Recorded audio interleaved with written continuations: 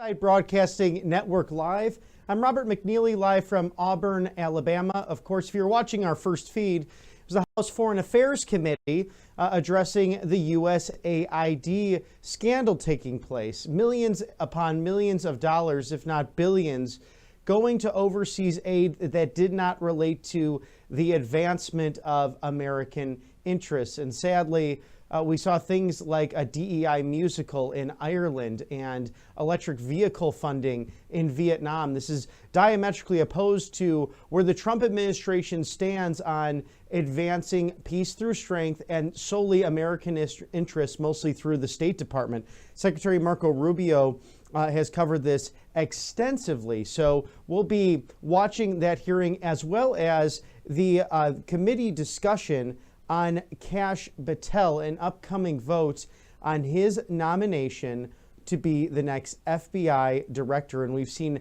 delay after delay after delay, specifically with Mr. Patel and with Mr. Kennedy as well, RFK Jr., who has a vote on the floor scheduled for later today as well. So an exciting thing to see. This is on the heels of Tulsi Gabbard becoming the 8th director of National Intelligence just yesterday. With that Senate confirmation, she was sworn in yesterday afternoon in the early evening by Attorney General Pam Bondi in the Oval Office with her husband by her side and also President Trump looking on.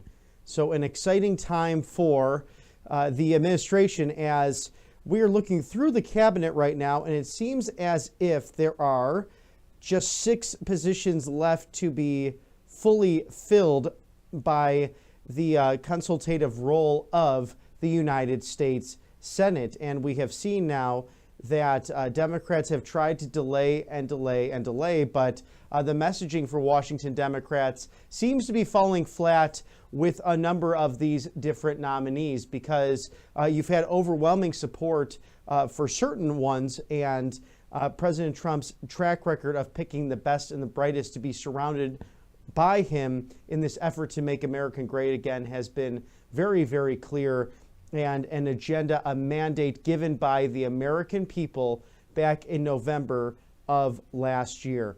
So we'll look for those votes today and the upcoming hearing on Kash Patel and discussion regarding that. So that'll be forthcoming for you live here at Right Side Broadcasting. It is Thursday, February 13th, 2025. I'm Robert McNeely. A joy to be with you live here in Auburn, Alabama, as we cover everything inside the Beltway today. And in case there's breaking news outside of the Beltway, we'll be right there along with you for that. It is a day before Valentine's Day, so I hope, gentlemen especially, that you did not forget and got something special for the loved one in your life. And of course, here with our wonderful sponsors as well, in case you are behind on that, you might be able to get a nice gift over the weekend with some of our sponsors here at Right Side Broadcasting as well. We are just about 8 minutes to the top of the hour, 9 o'clock on the East Coast in the nation's capital, and of course, about 6 in the morning on that golden coast of California, way out west there.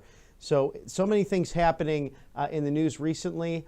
Of course, Caroline Leavitt having a great press conference just yesterday, highlighting the successes of this administration, namely the border. It is a remarkable success between the Department of Homeland Security and Kristi Noem leading that operation, to border czar Tom Homan, who took on actually Pope Francis's comments recently, stating that he was a cradle Catholic, baptized, had his sacraments within the church, and is a practicing Catholic. But we have every right as Americans to defend our borders against illegal migrants who are committing crimes, and actually stated to His Holiness that you have a wall around the Vatican and you protect yourself, your personnel, so you should probably have some mercy on the American people trying to protect themselves. And Caroline Leavitt showcasing the numbers and how great that border security has been, with 87% of the border now secure and daily crossings down by hundreds of thousands. I mean, this has been a game changer in the last 24 days in the Trump administration. Again, we'd like to thank our sponsors here at Right Side Broadcasting. Republican Red, I have a couple of the nice bottles here of the 4547 limited edition. There are many shades of red, but only one RepublicanRed.com. This is family owned and operated just in the Central Coast outside of Lodi, California, a beautiful place in the country. And what I love most about these delicious wines, the toasts on the back of them. Here's also the sparkling white option for you, 4547, a golden age to America. Let's toast, because we have taken the House, the Senate, and put our champion back in the White House. Let's raise a glass to the red wave and the power of American patriotism. The best is yet to come. So please go to RepublicanRed.com, use that code RSBN, and enjoy some delicious wine for a Wine Wednesday or whatever celebration you might have in your life forthcoming, because those are some great options there. And even you might want to bring those over to some liberal households and see the reaction, because that's fun every once in a while. I do that with a couple of friends and family members on every now and again, every time and occasion, and then great discussion comes forth, right? So thank you to RepublicanRed.com and their wonderful, delectable wines over at RepublicanRed.com. So thank you so much. And the Office of Communications from the White House, President Donald J. Trump secures the release of another American hostage. An American citizen held in Belarus has been released thanks to the leadership of President Donald John Trump and his administration, the second American released from captivity abroad in 24 hours and the 11th since President Trump took office. You might have caught that wonderful coverage of my colleague, Mr. Matthew Alvarez, showcasing Mark Fogel being freed from Russia. And of course, his 95-year-old mother was supposed to speak at Butler on July 13th before that horrible assassination attempt. And thank God that that person was not successful, because that's the ripple effect of American politics. Some people will ask, why have you been so involved, Robert? Why do you care so much about politics and history and this country of ours? Well, it's because your vote literally changed the course and the shape of countless lives, specifically in the lives of these 11 hostages, whether that had been by Hamas in Israel when they attacked the state of Israel on October 7th of 2023, abducting innocent Israelis and Americans and other nationalities as they were simply attending a concert. You think about Rick Grinnell saving the 6 hostages in Venezuela recently. Most people did not know that Americans were being held hostage in Venezuela. 3.5 years for Mark in Russia, and him thanking President Putin and President Trump for this bilateral cooperation to set him free. And now, of course, the remarkable success in freeing American citizens comes as the United States displays a renewed strength under President Trump. In the words of Special Envoy, made bringing Americans home the top priority, and people respond to that. They respect it. They also fear the United States because, as President Trump said, if the rest of the hostages are not released by noon on Saturday by the terrorists Hamas and their organizations and related advocates, all hell will break loose. So, a forewarning to the terrorists in the Middle East who would seek to keep raping and pillaging in Israel. Enough is enough. Secretary of State Marco Rubio also mentioning President Trump's strong leadership has led to the release of an American unjustly detained in Belarus and 2 political prisoners. We remain committed to the release of other U.S. citizens in Belarus and elsewhere. And this is important to the Kash Patel hearings and his imminent vote, because when you've put a national security team together and a Justice Department team like Pam Bondi, like Kristi Noem and Tom Homan, and the soon-to-be confirmed FBI Director Kash Patel, you have put together an America First team committed to not only transparency for the American people, but also defending those abroad when they are abducted and put into hellish conditions. We had Press Secretary Caroline Leavitt speaking yesterday, saying it speaks to President Trump's deal-making ability. It's a remarkable victory on the heels of Mark Fogel returning to America just 2 nights ago. So I'd like to thank our sponsors here at Right Side Broadcasting, Tax Network USA. So if you go to tnusa.com/RSBN, you'll get all the up-to-date information by our Patriot partners at Tax Network to find out how to handle, just 2 months away from now, that April 15th deadline. File your back taxes now, take care of that, and do not let the IRS take advantage of you, the American people, as that deadline is around the corner. Some people simply overpay, but our Patriot friends at Tax Network USA know how to handle property taxes, state taxes, and also that pesky federal income tax. You know, hopefully President Trump is able to establish that external revenue service and keep putting these tariffs on so we could be like we were as a country before 1913. Think about the 19th century, the late 19th century, in the 1880s and 1890s. Of course, adjusted for inflation and GDP ratios, we were the wealthiest we ever were. We even set up blue ribbon committees because the federal government had so much money, it was able to then give it to smaller towns and to different education centers throughout the country. But then, of course, that income tax came about, and it's really remarkable that we have a government that's $36 trillion in debt, but will take nearly 30% of your earnings year after year after year. So go to Tax Network USA and make sure that you are not being abused by the overreach of nearly 80,000 new IRS agents, thanks to Joe Biden and his former regime.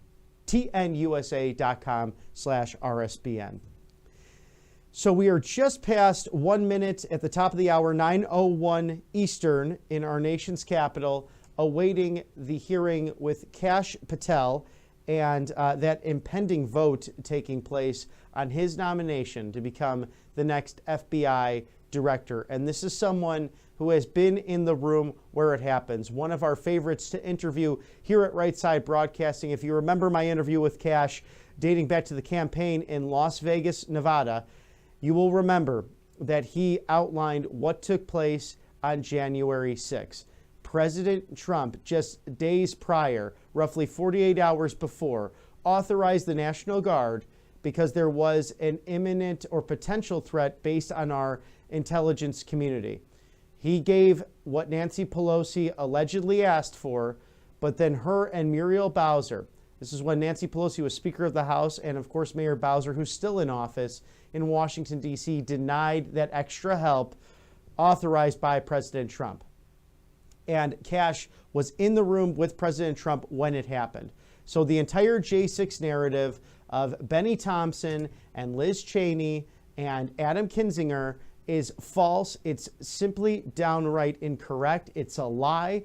They were perpetuating fake news and falsehoods in order to try to build a case, more lawfare, against President Trump and the administration. And President Trump said on January 6th, peacefully and patriotically, go home.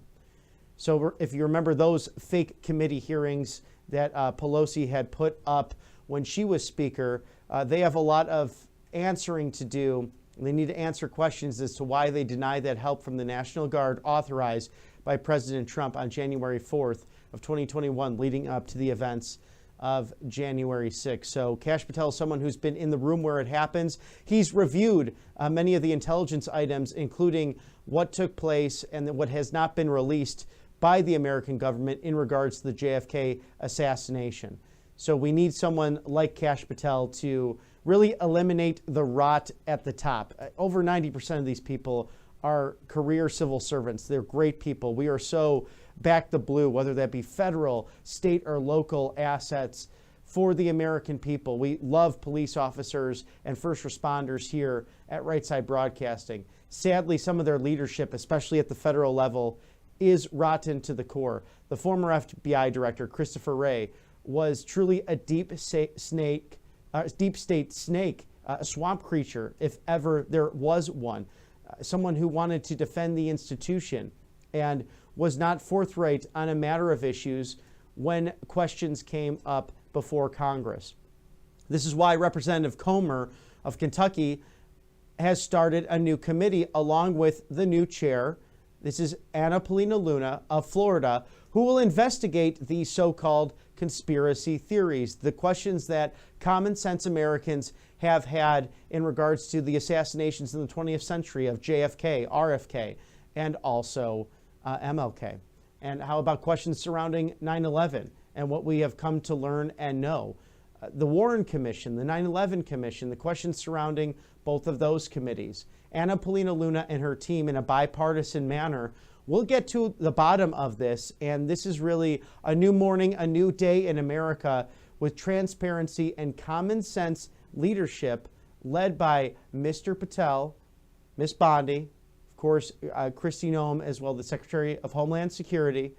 And we have just great transparency happening with this cabinet. Only 6 more positions left to go. I mean, Democrats reeling. They don't know how to message because there has been just so much winning in the last 24 days.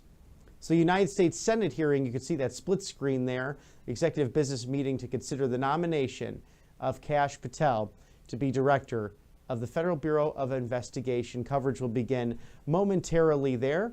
And this might be something that will have some fireworks. We are watching as there have been a number of Democrats who have really not taken the high road at all. They have really treated Kash Patel as a pariah. This is a man who is truly a great civil servant. I mean, he's been in the room where it happens for going on 16 years now, and a true outsider who wants to reform the FBI and make America great again. We have Chairman Chuck Grassley there, so I think we'll throw that to the United States Senate. Oh, wonderful. Okay, we'll hold on for just a moment there as we're looking to go to the U.S. Senate. And I think Senator Grassley got my vest memo today, so a lovely, intricate vest for him, and always a dapper gentleman on Capitol Hill, the President pro tempore of the United States Senate, one of the most senior members in office. His grandson actually happens to be the Speaker of the House in Iowa as well. So a few generations of servant leadership there for you. But the United States Senate is about to cast their vote on Kash Patel's nomination for FBI. We'll go to then a cloture vote and ideally that final vote to be scheduled. And there's split screen there, 1600 Pennsylvania Avenue, the White House, snowy Washington, D.C. I think a lot of the country in the Northeast and throughout the Midwest getting some severe snow. Down here in the Southeast, there's been some rain, some storms, but definitely no snow. We'll go live now to the U.S. Senate as you have the committee looking to get that to a floor vote for Kash Patel to become the next FBI director. 1,000 interviews. He underwent an FBI background investigation, produced a financial disclosure, and worked with ethics officials to identify and resolve potential conflicts of interest. At his hearing, he answered questions for more than 5 hours and provided 147 pages of responses to written questions. So, we've examined every detail of his life, and he's been subjected to relentless attacks on his character during this whole period of time. Now, what we've learned from this committee process is what we knew from his resume. Mr. Patel has spent his whole career fighting for righteous causes. He's been a public defender representing the accused against the power of the state. He's been a congressional staffer investigating the partisan weaponization of our legal system. And he served in key national security roles, protecting Americans from foreign enemies. He's received support from former FBI agents, former federal and state prosecutors, and organizations representing more than 680,000 law enforcement officers. But Mr. Patel's resume, his accomplishments, and his supports aren't why he's the best person for this job. Mr. Patel should be considered our next FBI director because the FBI has been infected by political bias and weaponized against the American people. Mr. Patel knows it. Mr. Patel exposed it, and Mr. Patel has targeted for it. And I've got plenty of examples to show what's wrong with the FBI. Mr. Patel was instrumental in exposing Crossfire Hurricane. He showed during that investigation that the Democratic National Committee funded false allegations against President Trump, that the Department of Justice and the Federal Bureau of Investigation hid information from the FISA court to wiretap a presidential campaign, and that an FBI lawyer lied in the as reward for his efforts for this was the media.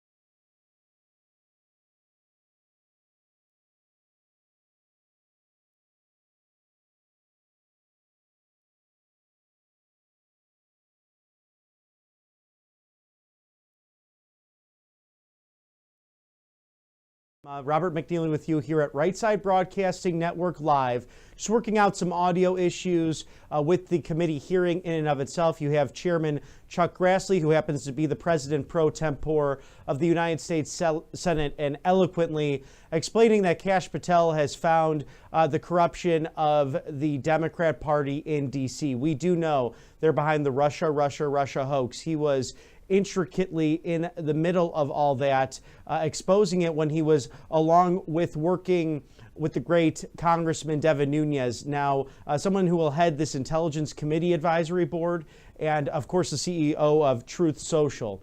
So we have this known. We know the Russia hoax that took place. We know, if you watch The Plot Against the President, that wonderful book by Lee Smith that became a documentary, Kash Patel was in the center of all of this. And if you watch any of the prior hearings on Mr. Patel's nomination, you do know how Democrats were trying to placate it as this is somehow an extreme person. But he so graciously explained where he was at any given time in the room dealing with intelligence matters. And again, that he would not answer hypotheticals, just as the same questions they put Pam Bondi through. And I think we've seen the hypocrisy on the far left regarding this manner. So we'll get back out there as soon as possible to the United States Senate to watch the committee vote on Kash Patel to become the next FBI director. If that does go through in the affirmative, you then have the cloture vote to be scheduled by the United States Senate with a full floor debate, and then finally the approval as well. But we'll go right back to the United States Senate now to see the vote on Kash Patel. Nothing to do with the people in blue. Mr. Patel has also been accused of mismanaging hostage rescue missions, particularly one in Africa. But numerous national security officials, including General Tata, who was directly involved, have said it is, quote unquote, irresponsible to say Mr. Patel jeopardized the mission, and that Mr. Patel, quote, played a large role in the success of the mission, unquote. Mr. Patel has also been accused of having an enemies list. Mr. Patel does not call his book appendix an enemies list, and he said that it is not about political revenge. He believes, as I believe, that those who have abused their positions in government should be called out for breaking the public trust. It's very clear that my Democrat colleagues made their minds up about Mr. Patel long before he was given an opportunity to be heard. And now my colleagues attack Mr. Patel and demand that he come back before this committee to answer for reforms and personnel changes that the Trump administration has begun at the FBI. Of course, it's outrageous, as we all know, to suggest that a nominee should come before the Senate to answer questions for an agency's action that occurred before he gets to be head of that agency. But more importantly, FBI reforms, and yes, even firings, are needed. The Trump administration is cleaning house at the FBI because the FBI is and has been for years infected with political bias and whistleblower retaliation, and I've got a lot to say about that in just a minute. It's long past overdue for the whistleblowers who's been affected by FBI misconduct to be given a voice. So now I'm going to take some time sharing statements from whistleblowers who were retaliated against some of the FBI officials that Trump has recently fired.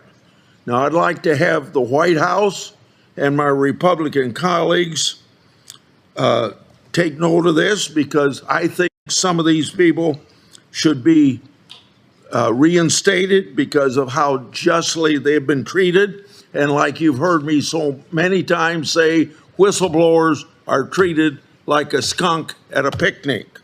And I hope my Democrat colleagues will learn a lesson about how the FBI has previously treated whistleblowers, both under Republican administrations and Democrat administrations, so that we don't have this happening again.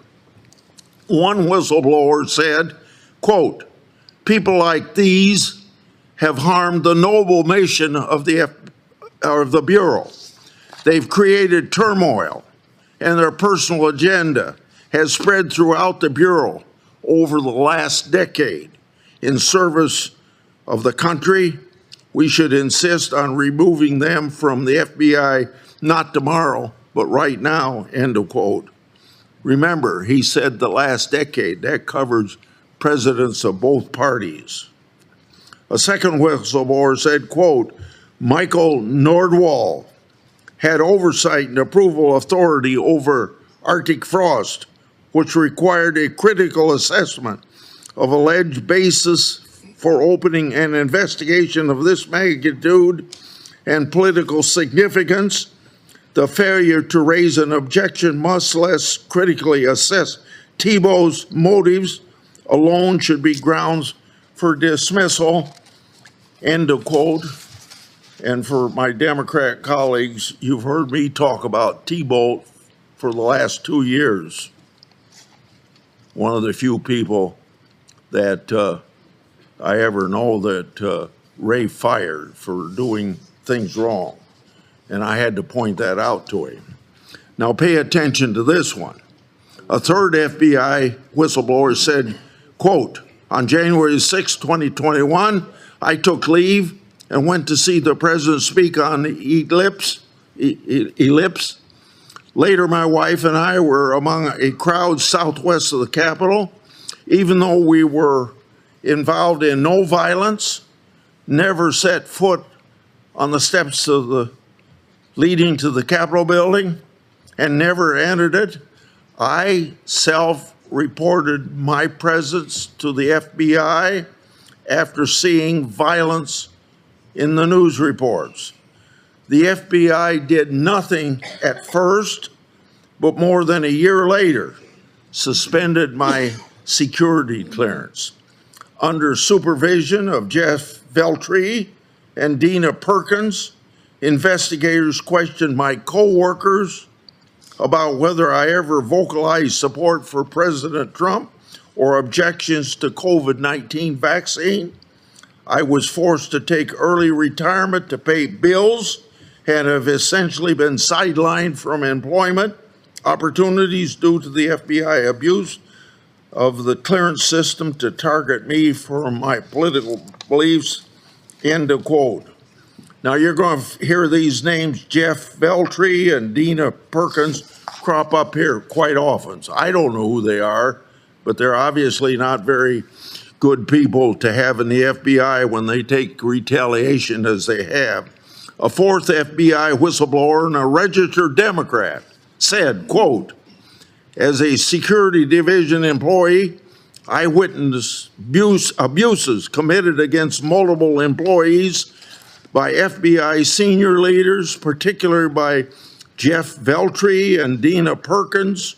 I also saw a security division retaliated against 5 of its own employees for protesting these unlawful practices. Because I spoke out against these abuses, Perkins and Timothy Dunnan suspended my security clearance, costing me my job and continuing employment, totaling approximately $700,000 in lost wages and retirement benefits, end of quote.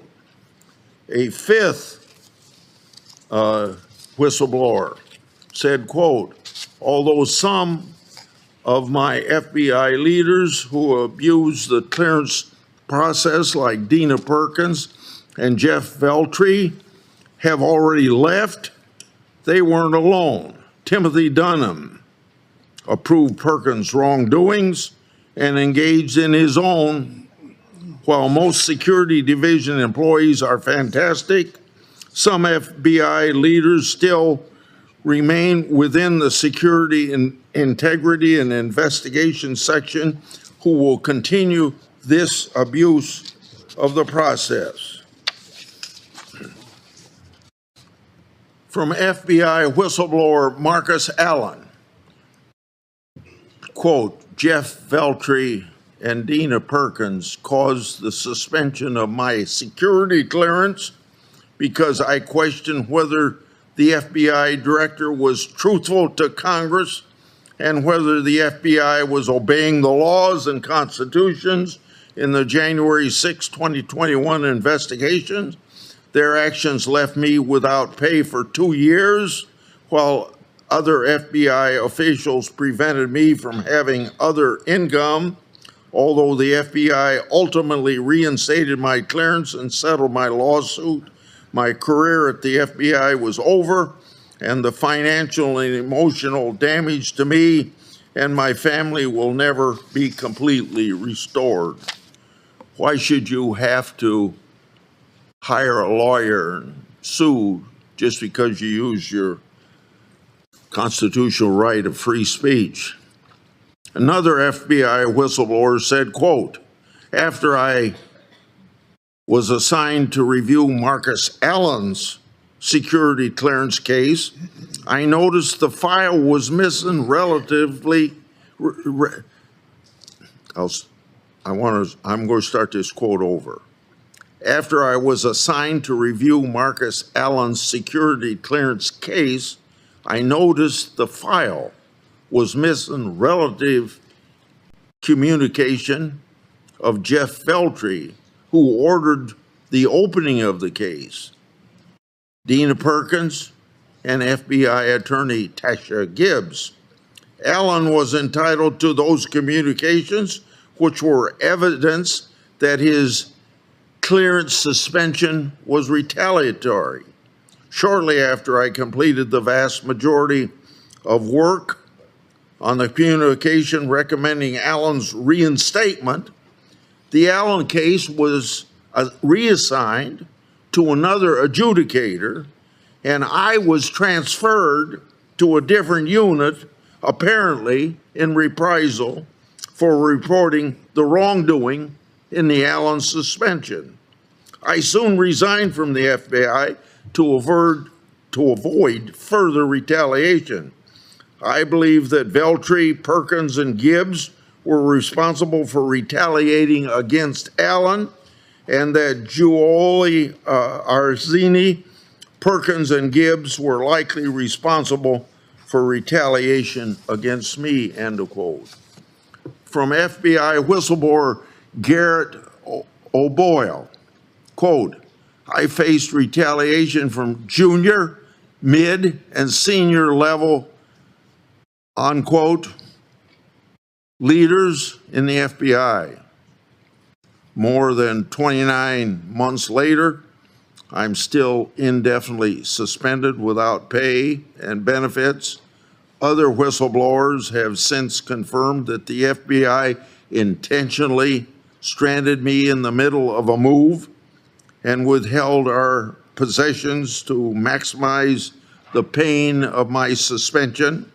A new era of accountability and true whistleblower protection to the FBI is long overdue.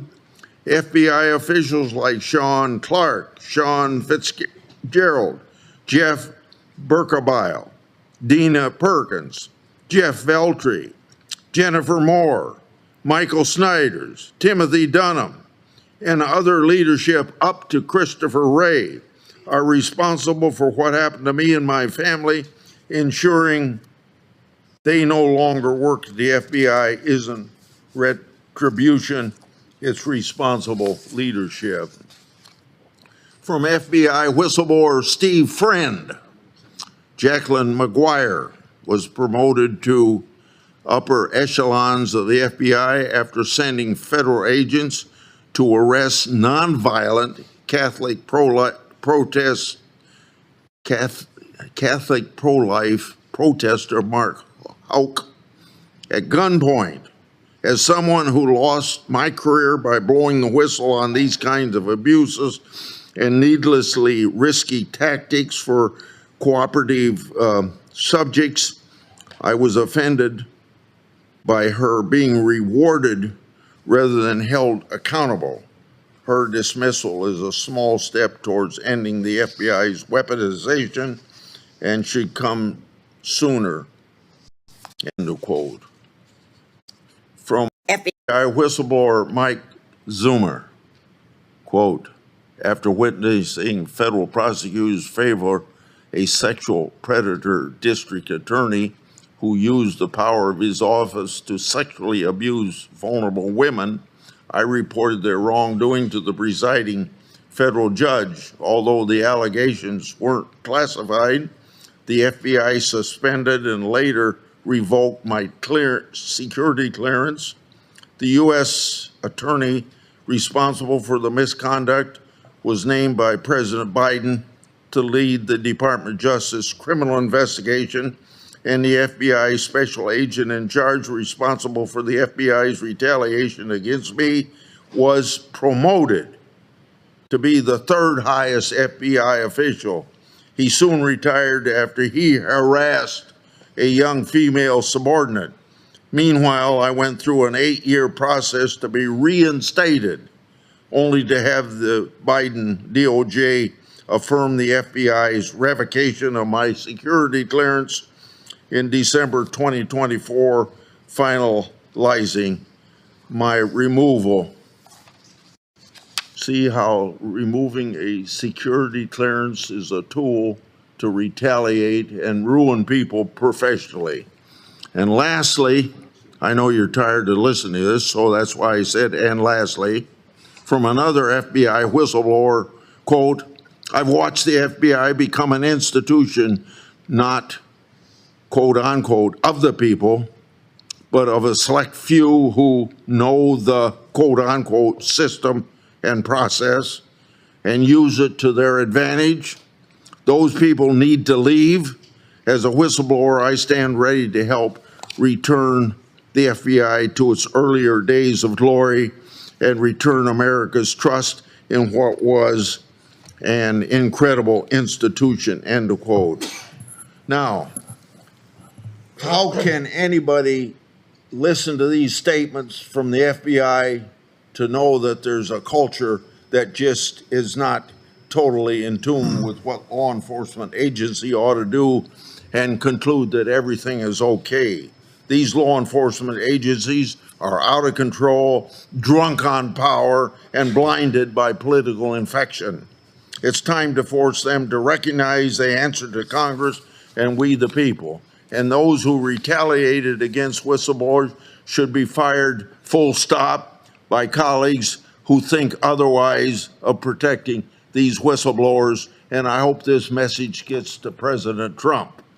My Democratic colleagues hounded Patel to say he'd stand up to Trump.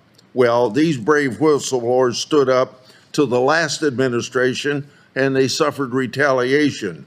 So why aren't my Democrat colleagues running to defend them and demanding the wrongdoers be held accountable? This administration must hold the bad actors accountable, fire them if necessary, give whistleblowers their security clearance back. President Trump, I hope you hear that. Put them in a position they were in before they had their retaliation. President Trump, I hope you hear that. If you can hire people, you can reinstate people, President Trump. That's part of what this committee ought to be focused on. Solutions to the rampant weaponization and whistleblower retaliation.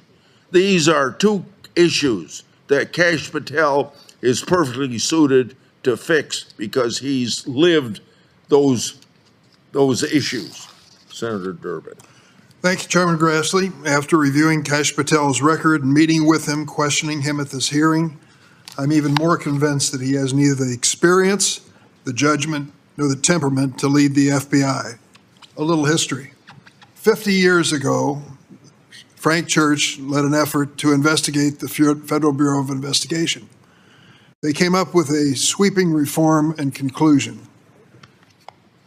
Congress passed a law limiting the FBI director to a single term of 10 years, subjecting the appointment to the advice and consent of the Senate. These actions were taken specifically to ensure that FBI director remains apolitical and is shielded from outside influence, and that no FBI director amasses the kind of power that J. Edgar Hoover, the founder of the FBI, exercised when he had wiretaps on Martin Luther King Jr. and other civil rights leaders and branded them as communist. For the last half century, This law has served its purpose. At Mr. Patel's hearing, one of my Republican colleagues suggested that consideration of an FBI director is a, quote, shirts and skins game, quote unquote. That is clearly incorrect if you look at the record. I've served on this committee for more than 20 years during the consideration of 4 FBI director nominations, Bob Mueller twice, Comey, and Wray before this one. Each of these directors was a Republican, and I voted for all of them. Some game of shirts and skins. What it boils down to is this agency should be above politics.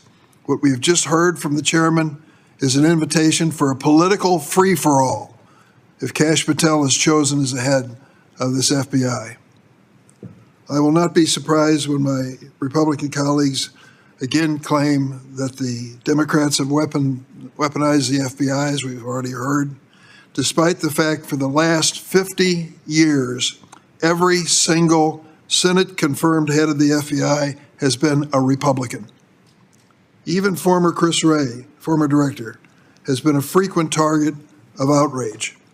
My Republican colleagues conveniently never mention that Director Wray is a lifelong Republican, nominated to the position by Republican President Donald Trump, and confirmed to the position, get this, with the unanimous support of Senate Republicans. Unanimous. As a reminder, President Biden kept Director Wray, a Republican appointed by President Trump, in that position.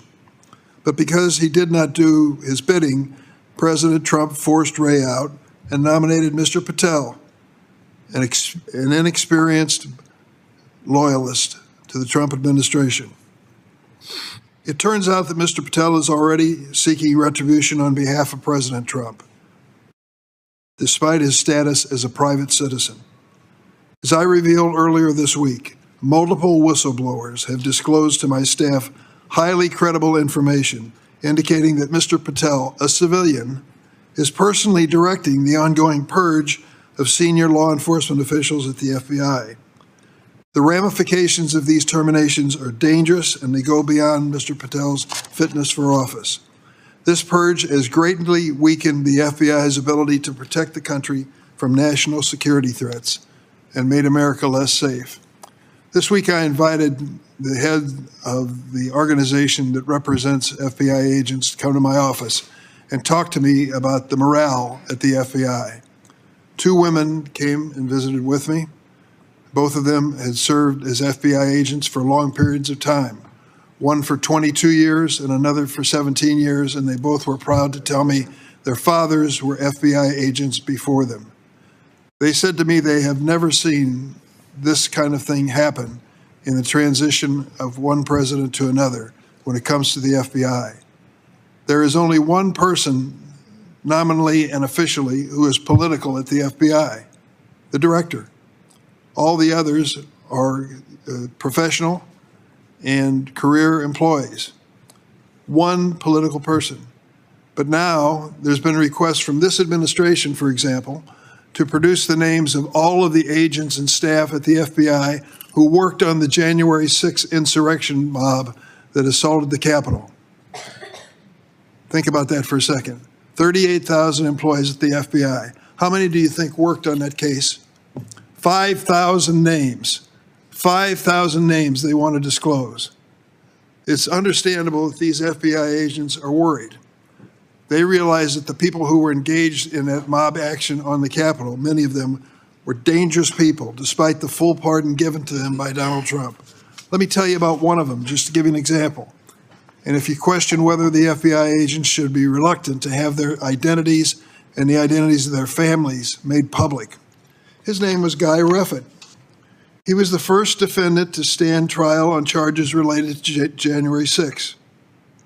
Sentenced to 87 months in prison for bringing a firearm into the Capitol that day.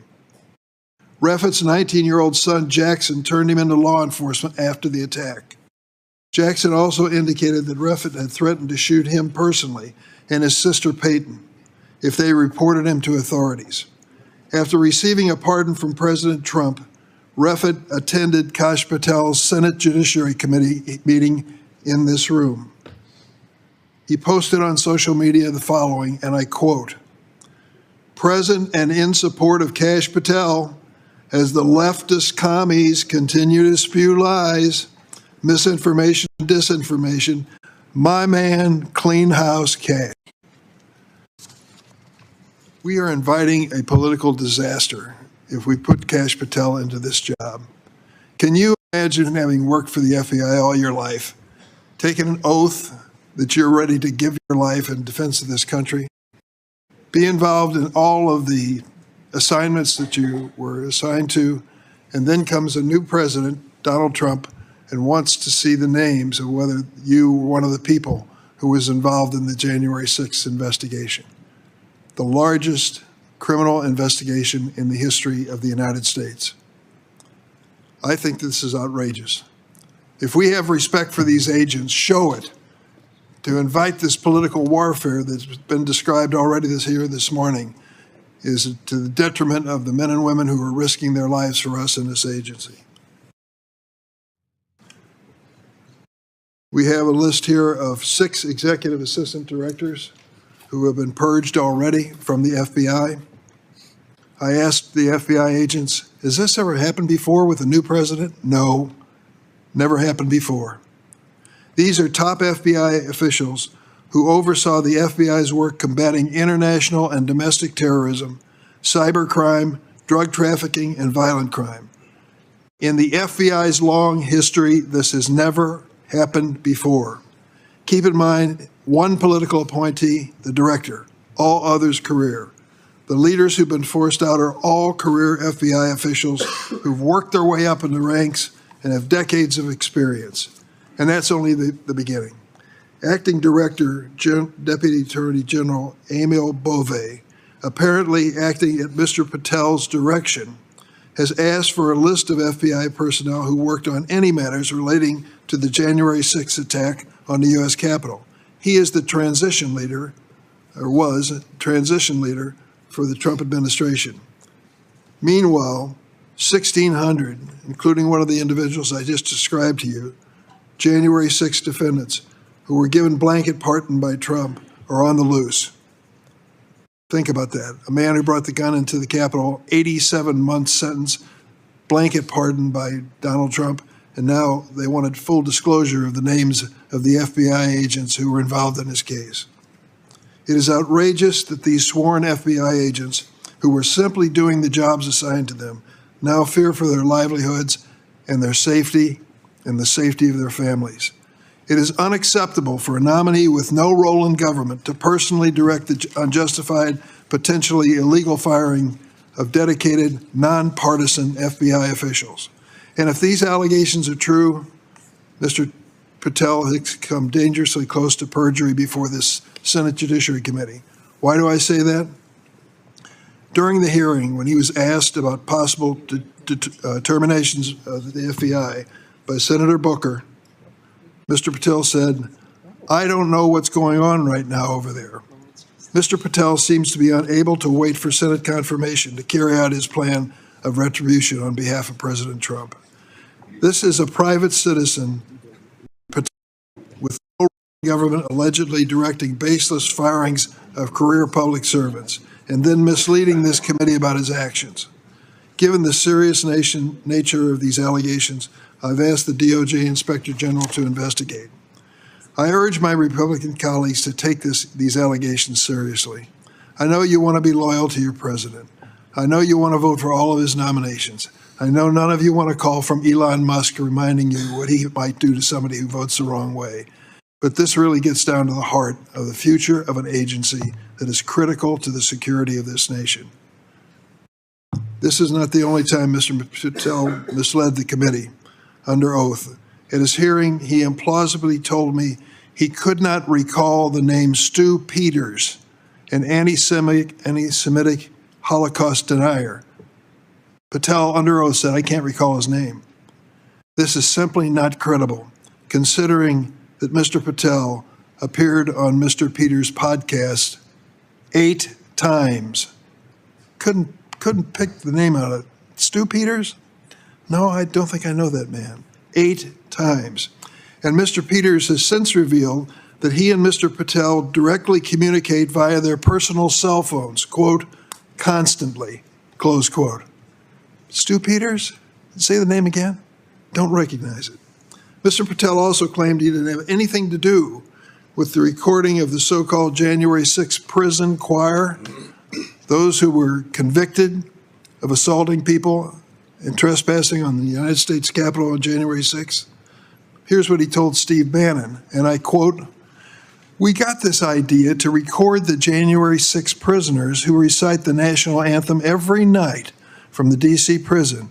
Then we took that to the studio, so we mastered and digitized it." And he said he had nothing to do with it under oath. Mr. Patel has demonstrated a lack of sound judgment by associating with extremist figures like Mr. Peters, who have well-documented histories of racist, anti-Semitic, and conspiratorial statements.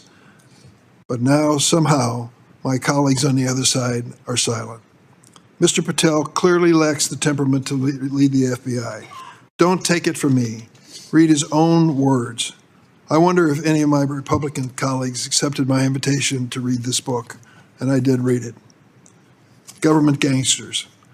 In this book, Mr. Patel published an enemies list of 60 people whom he calls, quote, members of the deep state, whatever the hell that is, and accuses of being, quote, corrupt actors of the first order.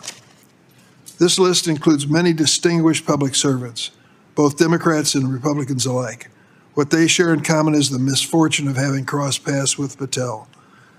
There's one of them I'm going to highlight, and many of the people on the panel know him, Bob Mueller. Bob Mueller is an extraordinary man. Yes, he's a Republican. Yes, I voted for him to be director of the FBI. He finished his college career and enlisted in the Marine Corps to serve in Vietnam.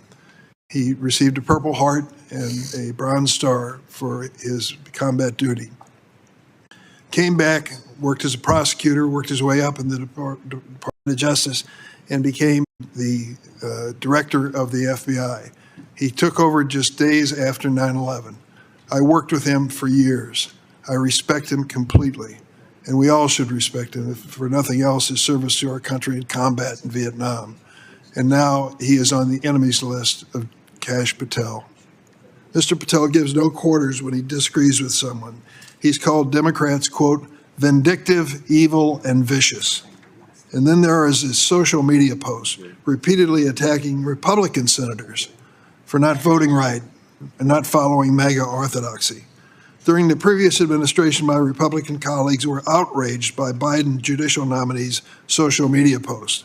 And they deemed poetry written by a nominee in college 30 years ago as disqualifying him to serve on the bench because it showed, quote, Marxist ideology. 30 years ago, wrote a poem. Be careful. Where is the outrage now for Mr. Patel, who has launched disgusting attacks on everyone from Elon Musk to LeBron James? Mr. Patel has also displayed a startling disdain for the agency he's been nominated to lead. He wants to, quote, shut down the FBI, Hoover Building on day one, reopen it the next day as a museum of the deep state, quote, unquote. He falsely claimed that the FBI was planning January 6th for a year before it happened. His conspiratorial theories just keep bounding out in his book and otherwise. He can't stop. And he's been clear about what he wants to do with the FBI's vast surveillance and investigative powers, saying, quote, we're going to come after the people in the media. Mr. Patel has been open about his plans to dismantle the FBI and seek retribution, and he's already begun that mission as a private citizen, targeting senior FBI officials. Consider for a moment, if he is successful in this nomination, his first meeting of the head of the as head of the FBI with the men and women who are sworn to uphold the law and serve at his direction. Think about the morale in that room in light of what's going on. Mr. Patel's directives have already thrown the Bureau into chaos. Senior executives who collectively have hundreds of years of experience have been forced out. Thousands of line agents across the country are living in fear of losing their jobs simply because they did the job they were assigned to do. How does any of this make America safer? The American people need an FBI director focused on keeping the public safe from terrorism, drug trafficking, and violent crime, not petty personal grievances. I yield. Thank you, Senator Durbin. Senator Whitehouse. Thank you very much, Chairman. Let me start by disagreeing with the notion that what took place with respect to the cases against President Trump was weaponization. I know that's the Republican theory of the case, but the other reason why the FBI and the Department of Justice would investigate Trump for crimes is because Trump was doing crimes. And there was adequate predication to pursue investigation of those crimes.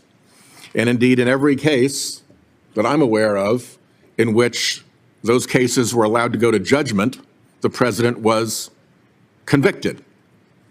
So we can't allow the weaponization narrative to just remove the notion that the guy was investigated and prosecuted for crimes because he did the crimes.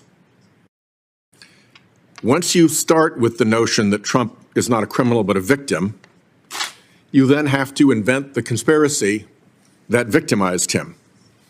And once you've propagated that conspiracy, you then have to find who the conspirators are. So then you have to go after FBI agents and DOJ folks in order to prop up that theory. The way that ended in Soviet Russia was with show trials of the individuals who were allegedly in the conspiracy.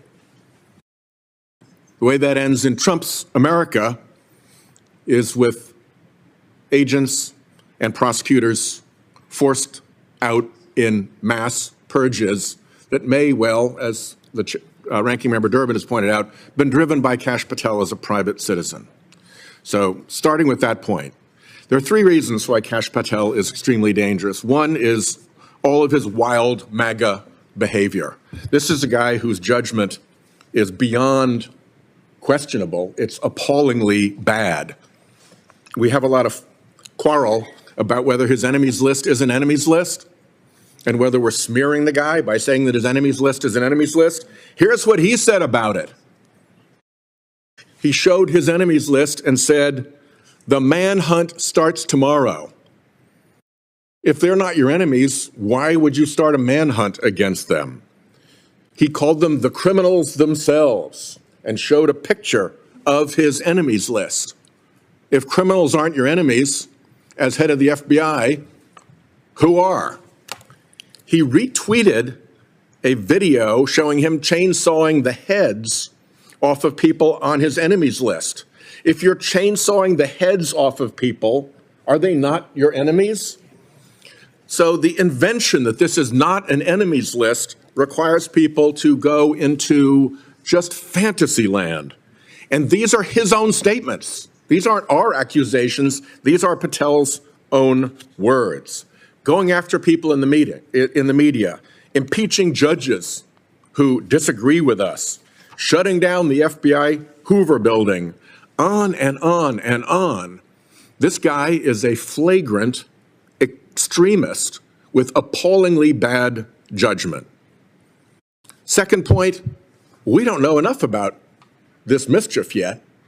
There are real open questions. We've never in this committee had a person come for a serious senior law enforcement position who had testified in a grand jury criminal matter, and we don't know what he testified about. He's entitled to tell us. That's basic grand jury Rule 6E law. But this side of the committee is completely covering that up. We have absolutely no statement from Patel about what his grand jury testimony was. And he's at liberty to give that to us. He just won't. And Republicans won't tell him to. So he gets away with it.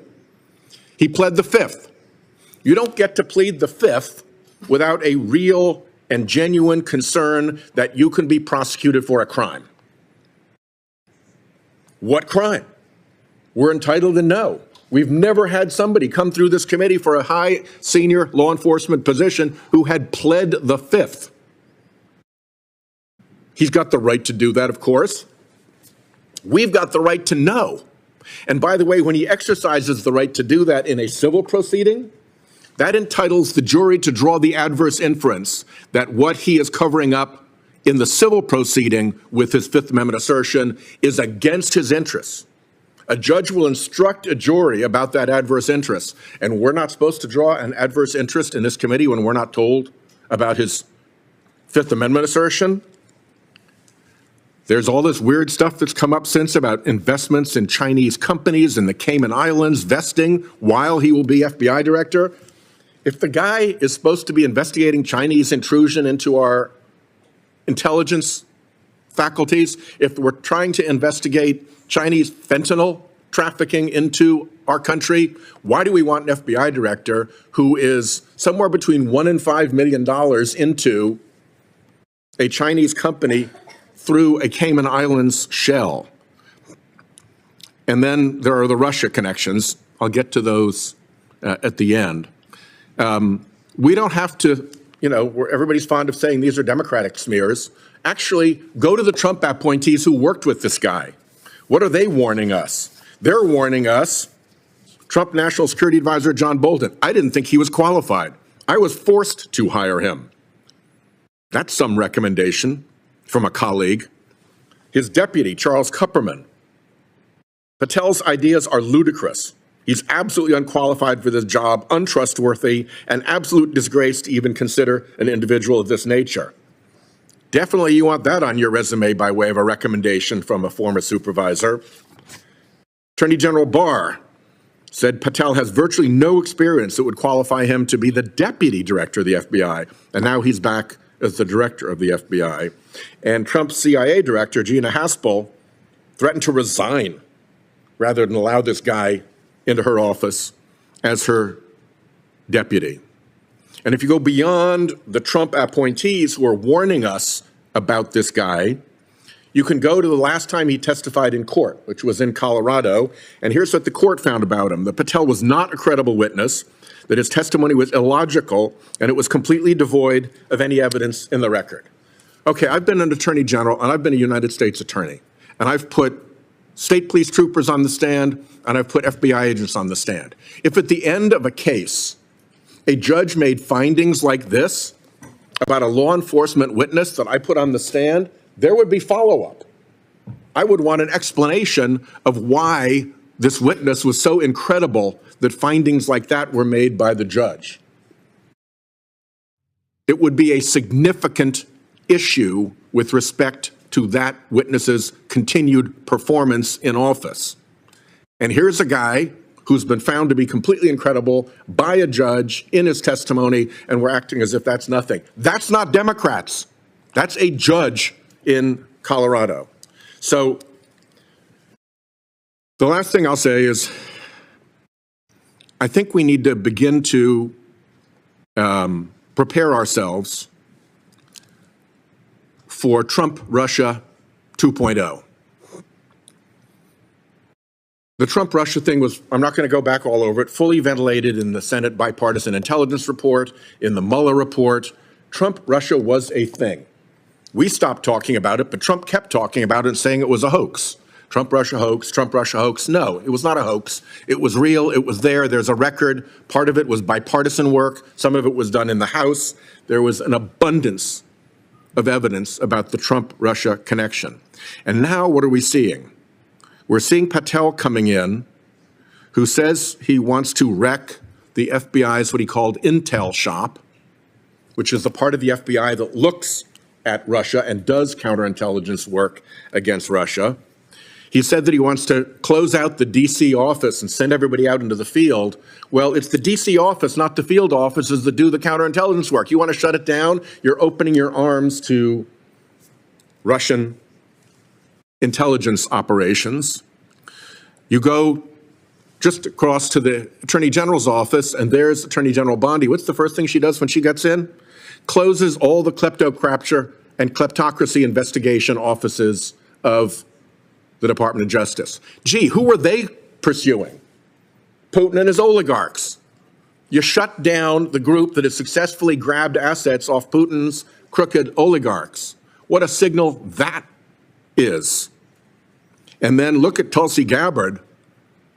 I'm not going to go through the whole length of her Russia associations, but let's just say that a Russian news media editorial said that her appointment should cause the CIA and the FBI to tremble because she was a friend to Russia. Who defends us against Russian intelligence operations and Russia's criminal operations in the United States? It's the FBI, it's the Department of Justice, and it's our intelligence community.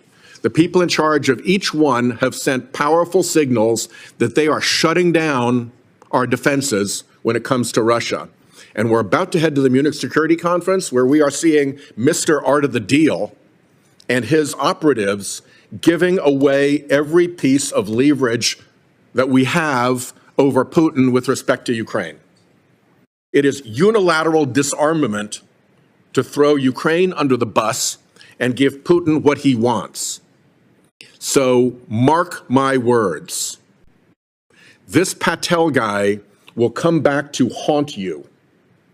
Every piece of evidence shows that, and it is not Democrat evidence. It's his own words, it's his own colleagues, and it's judges evaluating his credibility. And Trump Russia is going to come roaring back if it's not already back. We should be on our guard about this nominee, and we should be on our guard about Trump Russia. Thank you, Chairman. Senator Klobuchar. Thank you very much, Mr. Chairman. I oppose the confirmation of Kash Patel to serve as the next director of the FBI. The director of the FBI leads our nation's most important law enforcement agency, made up of more than 38,000 employees. I have tremendous respect for the men and women of the FBI.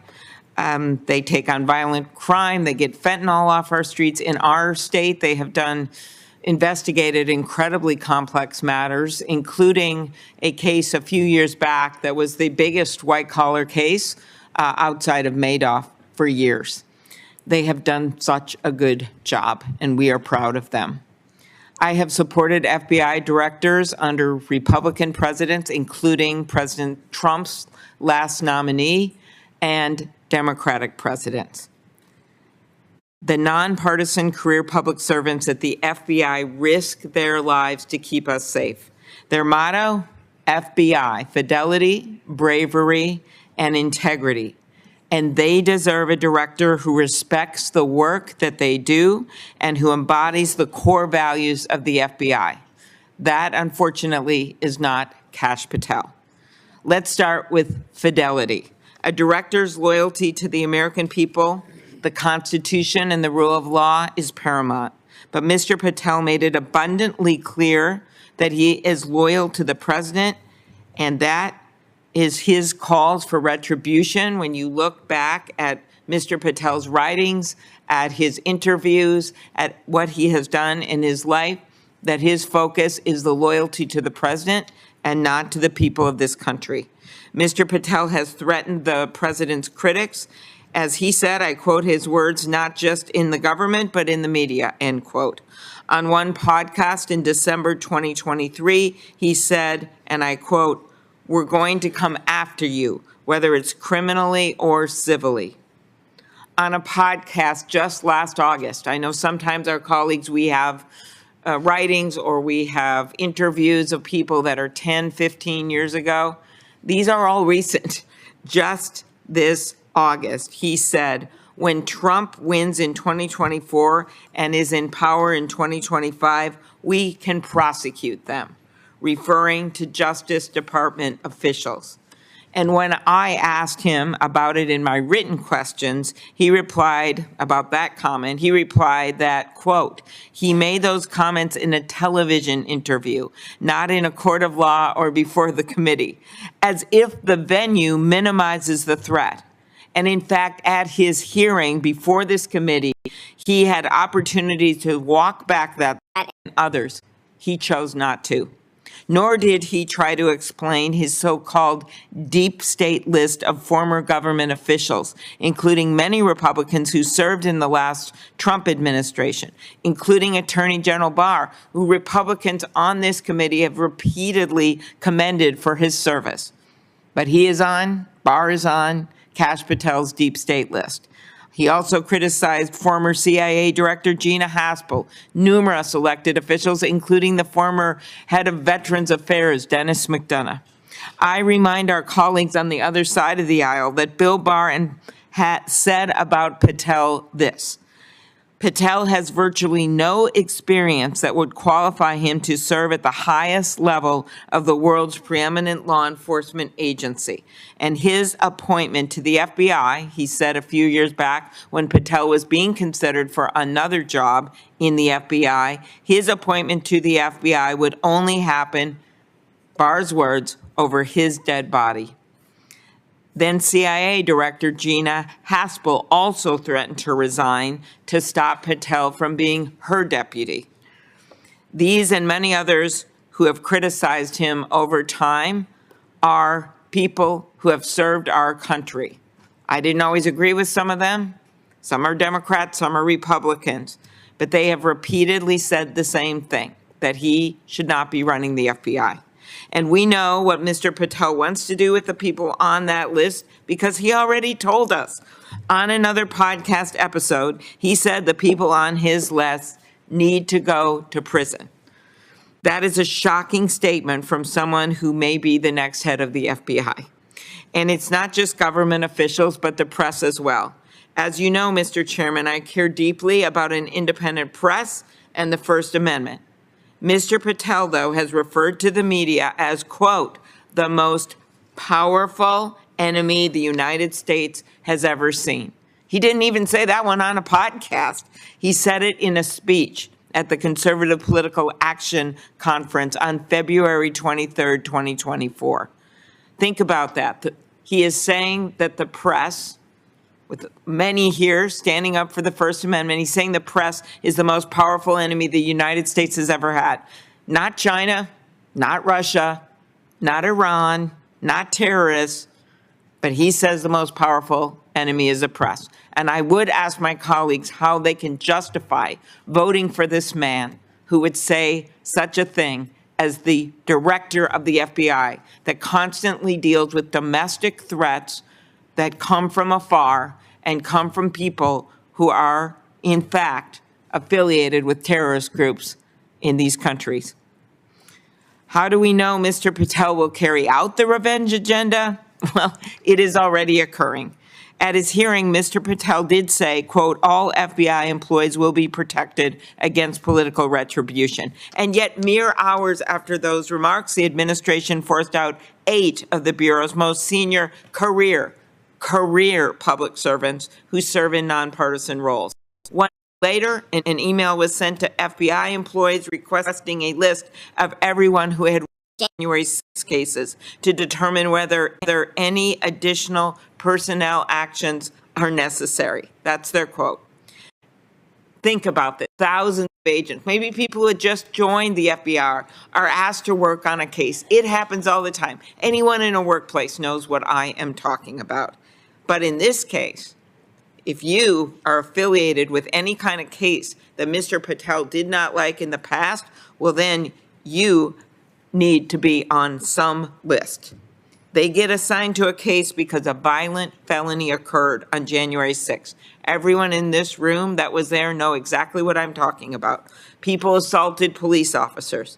And now those agents who were simply doing their job find themselves on a list for personnel action. That is not right. That will not make Americans safe, and that will destroy the Federal Bureau of Investigation. This isn't fidelity to the Constitution. This isn't fidelity to the rule of law and impartial law enforcement. It is an affront to it. That's fidelity. Second, bravery. Let's talk about bravery. Now, we all know that Capitol Police showed bravery far and above the call of duty on January 6, 2021. Every one of the members of this committee have talked about the fact that the police officers protected us and were brave. But rather than recognize the officer's bravery, Mr. Patel accused those who testified, officers, on January 6th of lying. When asked if Capitol Police officers told the truth in the January 6th committee hearings, Mr. Patel said, and I quote, "No, and lying under oath is a federal offense and they should be investigated for it." Yet he claimed at his hearing that this wasn't accurate. We have it on tape. It's literally on YouTube, on the Joe Pack Show, 5/29/2024 at minute 2:57. You know who else exemplifies bravery? The men and women at the FBI who every day put their lives on the line and keep us safe. What does Kash Patel think of these public servants? He wrote that, again, I quote, "The FBI has become so thoroughly compromised that it will remain a threat to the people unless drastic measures are taken," end quote. He has called the men and women who keep us safe, quote, "utterly corrupt," and called for a, quote, "comprehensive housekeeping," end quote, of the FBI. That's from his book, page 73 and page 85. He also called for shutting down the FBI headquarters, and you know what happens at that headquarters. This is where they coordinate the investigations of complex cases, including terrorism and cyber crimes. Happened on the Sean Ryan Show, 9/2/2024. What are the facts? Under Christopher Wray's leadership, who was a Trump appointee, the morale of the agents and personnel at the FBI has improved significantly. 3 times as many people are applying to the FBI under Christopher Wray's leadership and during his term than when he started. 3 times the number. How can you say there's some horrible corruption? People actually want to go work there. They want to be an FBI agent. They think that it is a job of public service, that is an honorable job. I don't think the FBI is a threat to the people or utterly corrupt, as Kash Patel has said, and I actually don't think our colleagues on the Republican side of the aisle believe this either. I think that they admire the people that work at the FBI. The men and women of the FBI show us every day what it means to embody bravery, and now we need to show them that we can be brave as well and tell the president no. And if our colleagues on the Republican side on this committee will not join us in just saying no one time to the president, maybe some of them will join us in the greater Senate body on the floor. So that brings us to integrity, FBI. The FBI runs on facts. It runs on truth. Without truth, the whole system breaks down. And Mr. Patel in his hearing made abundantly clear why this nation should be so concerned about putting someone in this job for whom there is such a lack of trust. Mr. Patel did not even have the integrity to stand by his own words to this committee. His own words. Repeatedly, I asked about these statements. Own them, man. Just say, yeah, I said it. I believe that. I believe we should shut down the FBI headquarters. I believe they're all corrupt. These are things that he has said, not 10 years ago, not when he was a student, in the last year. Instead of disavowing or providing the explanations for reckless past statements, Kash Patel repeatedly misled this committee, dodged questions, and claimed ignorance, despite the fact that all of his statements are on the record for all of us to see. How can we have an FBI director that doesn't even remember what he said 6 months ago? The director of our nation's most powerful law enforcement agency must be forthright and trustworthy. He must follow the facts and carefully analyze evidence before drawing conclusions. Mr. Patel has made clear that his allegiance is not to the truth. He has put ideology and his loyalty to Donald Trump ahead of the facts. Mr. Chairman, independence of the FBI from the White House is critical. The FBI director has immense power to direct surveillance, investigate American citizens, and recommend when charges be brought.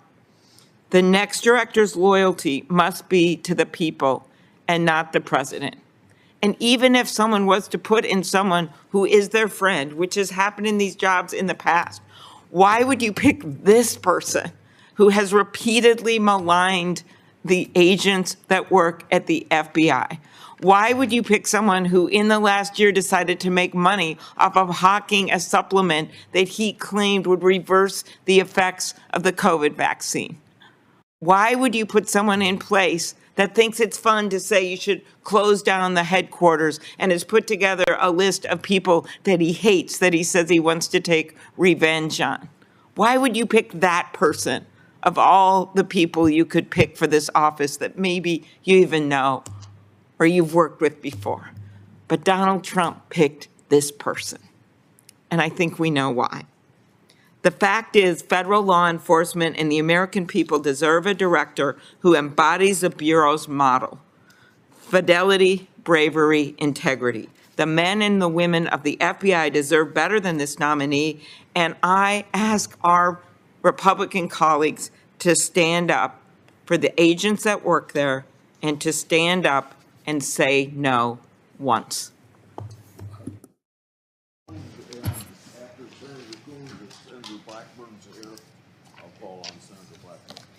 Thank you, Mr. Chairman. I'm speaking today on why I will vote against Kash Patel as the nominee to be director of the FBI. The FBI, as my colleagues have spoken to at length, is one of the world's most important, powerful, and respected law enforcement agencies. And the tens of thousands of agents who serve us all across our nation are a key bulwark against terrorism, against extremism, against crimes that range from the theft of intellectual property to interstate gangs that carry out human trafficking or murder for hire.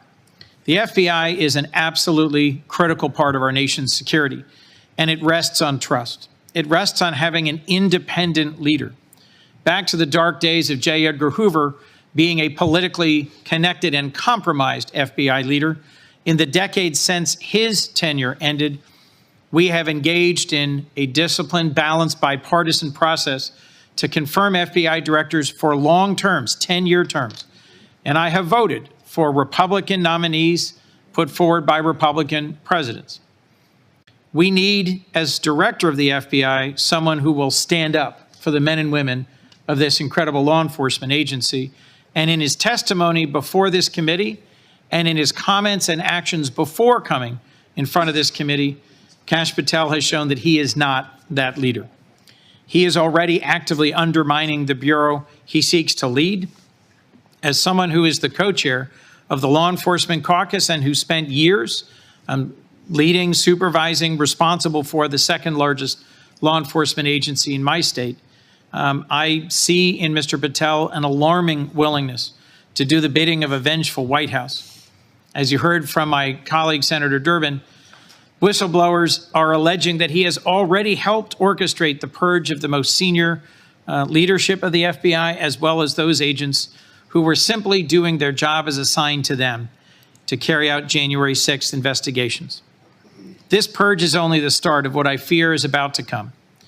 The FBI has demanded that, the administration has demanded that the FBI turn over a list of its newest recruits and employees, has pushed out the head of the Washington field office and other top leadership, and is giving roles to folks who lack the relevant professional experience.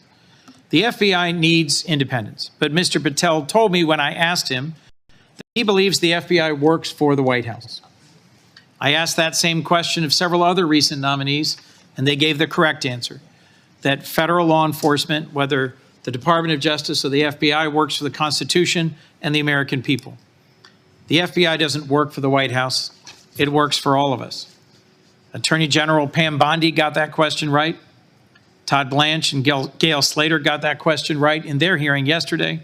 How is it that Kash Patel flunked that easiest and most central question?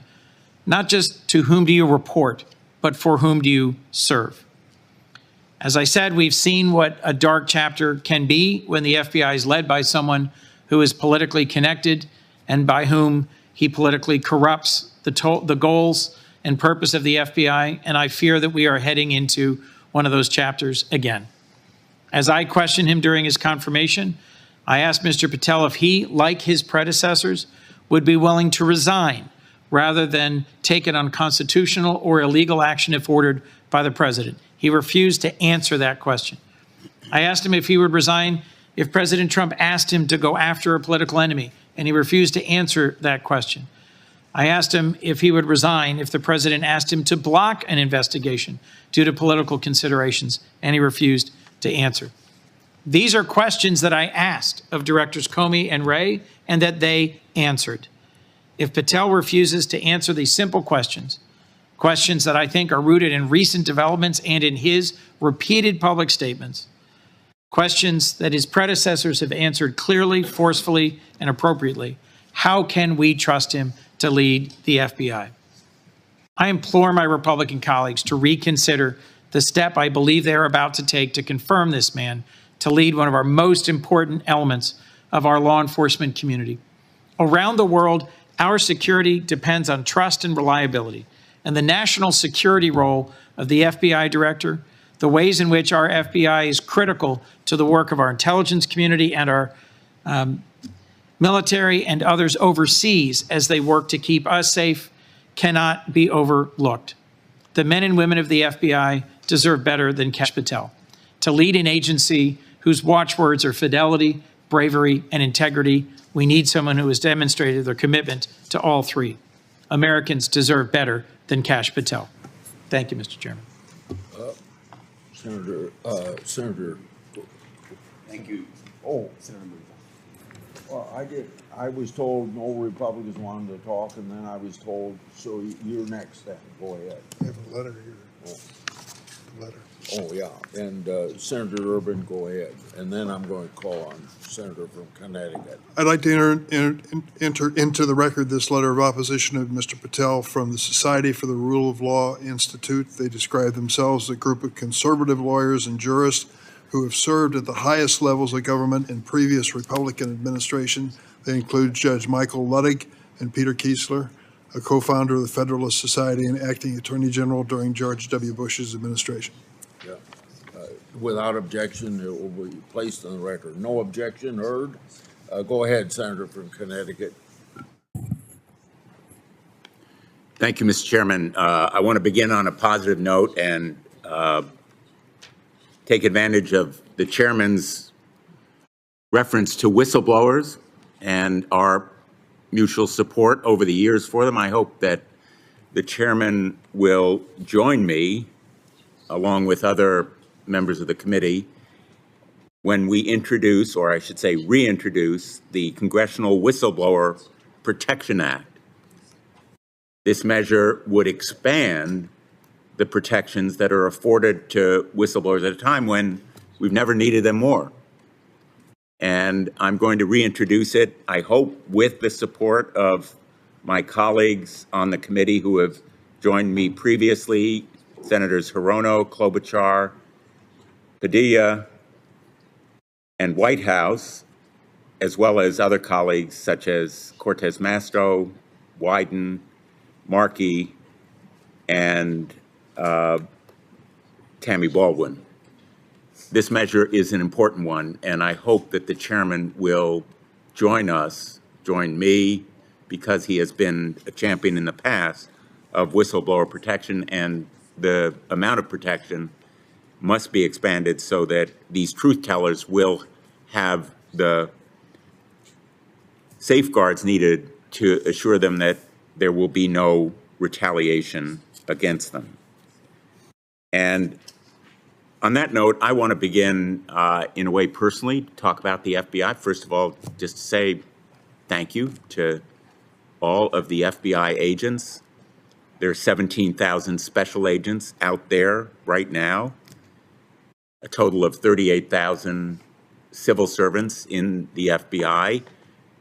They are probably not listening to what we're saying here, because they are looking into international and domestic terrorism, cyber criminal syndicates, foreign espionage, organized criminal enterprises, including drug cartels, sexual exploitation, and human trafficking. Now, I have not been without criticism of the FBI. And the chairman has said that there is a need for reform. I'm betting that members of the FBI would join in saying there's always room for improvement, but it should not be by someone who vilifies the FBI, as Kash Patel has done. He has said about the FBI that it is a powerful and cunning part of the deep state. Someone who begins with that kind of antagonism and hostility to the FBI will not be able to engage in positive and constructive reform. I've worked with agents of the FBI since I was U.S. Attorney, and I'll never forget the agent who sat with me at counsel table as I tried my first criminal case, practically carrying me through the presentation of evidence and the rules of federal procedure, which he knew as well as I did. The FBI is a premier law enforcement institution for our country, and we should seek to enhance it and improve it, but not to slash and trash it, which is what Kash Patel seems to want to do. A lot has been mentioned about what Kash Patel refused to answer, but I want to go to what he very clearly did answer, which is he committed, in response to my question, that there would be no retribution against any FBI agent, that there would be no mass firing, and no purging of leadership. And now we have reliable information from whistleblowers submitted in a letter by Senator Durbin to the chairman that, in fact, he has been covertly and personally directing a purge of senior leadership and other non-political agents simply because they were assigned to investigate criminal wrongdoing. In direct contradiction of the commitments he made to us, not just to me, it was my question, but to this committee. And that is one of the reasons why I have urged that the chairman call him back, give him a chance to explain that kind of contradiction. What we're left with is a record that shows that he, in effect, wants to turn the FBI into a sycophantic goon squad that would crush political opposition, go after an enemies list. Of course, he calls them government gangsters, not an enemies list. But let me warn members of this committee who are critical of Kash Patel, we will be on that list. And he has the power to investigate anyone who is critical of him. He said there should be a manhunt for those government gangsters. He's telegraphed very clearly how he would use the FBI, and the more so if he is independent of the White House and of the Department of Justice, as clearly he envisions his role to be. He will be an unrestrained, unguided missile against the integrity of the Department of Justice and our justice system. The work of the FBI is essential to judgment and integrity. Kash Patel lacks those two key qualities. He has trafficked in conspiracy theories. He agrees with, quote, a lot of what QAnon says. He engages in election denialism, refusing to say President Biden won the 2020 election. He's even suggested that the FBI planned the January 6th insurrection and attack on the Capitol. He has glorified the January 6 rioters, calling them political prisoners, even the rioters who attacked Capitol Police. He produced a song with the so-called J6 choir. Those were individuals in prison for having attacked police officers. He tried to deny that he had produced the song at his nomination hearing in response to my question, saying, quote, "I didn't have anything to do with the recording," end quote.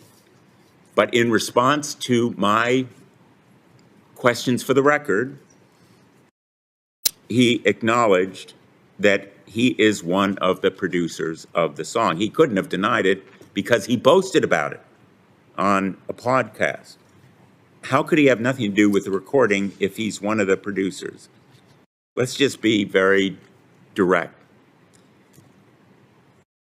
He was less than truthful to this committee about his role because he knew that his actions amplifying and glorifying the cause of violent criminals who attack police would be an embarrassing obstacle to his confirmation. Only one of the ways that he experienced a confirmation conversion. And looking at the members of that J6 choir, you can well understand why he wanted to disavow any connection with them. Julian Cater, who pepper sprayed the U.S. Capitol Police Officer Brian Sicknick, who died the next day. Ryan Nichols, who pushed the crowd against officers defending a door to the Capitol and sprayed officers with pepper spray. James McGrew, who pushed and struck officers and launched a handrail at them. Political prisoners? Worthy of glorification? Not by the future director of the FBI, certainly. And Kash Patel has certainly shown that he is vindictive, focusing on seeking revenge rather than keeping America safe. That enemies list is only one of the ways that he may well seek retribution against his opponents. And going after President Trump's political enemies is clearly on this administration's agenda, indeed a priority. Just look at what Pam Bondi did on day one. She ordered the creation of a so-called weaponization working group, a weaponization working group, and specifically named people who would be investigated. Just coincidental, Jack Smith, Letitia James, Alvin Bragg. They've led legitimate prosecutions and lawsuits against Donald Trump. That's the true weaponization of DOJ and the FBI, and something that must be stopped right away. And now is the time to do it with this nomination, to stop retribution and revenge in the Department of Justice as a priority and a modus operandi, and to send a message that it won't be tolerated. Kash Patel is out for himself, even if it means putting other people's lives in danger. Whistleblowers have said that Kash Patel broke protocol during a hostage rescue mission, leaking details to the press before the hostages were safe in American custody. And during a different hostage rescue mission, former Defense Secretary Mark Esper and said Kash Patel lied about receiving permission from the Nigerian government to enter their airspace. This kind of carelessness could have caused those Navy SEAL hostage rescuers to be shot down. He is not to be trusted with the nation's most important secrets or with the most important law enforcement agency of our nation. Kash Patel pled the Fifth in a case about Donald Trump's handling of classified documents. He's entitled to plead the Fifth Amendment. He eventually testified after prosecutors granted him limited immunity He's not entitled to deny us the truth of what he told the grand jury as a part of this confirmation proceeding. He had the ability, legal and physical, to tell us what he told the grand jury. We all know, all of us who have prosecuted, that grand jury witnesses are told, you can talk about it if you wish. Sometimes they're discouraged from talking about their testimony, but they have the legal right to do so. He had the legal right to tell us about his testimony, but he refused to do it. And he aided us only marginally in seeking that grand jury testimony, which I still feel we need to see, along with the second volume of the Jack Smith report. I want to close by saying that we have a pretty good idea of what the outcome will be today. And I am appalled that my Republican colleagues are prepared to confirm a man so publicly hostile to the agency, its people, its goals, its mission that he intends to lead. We have a responsibility here.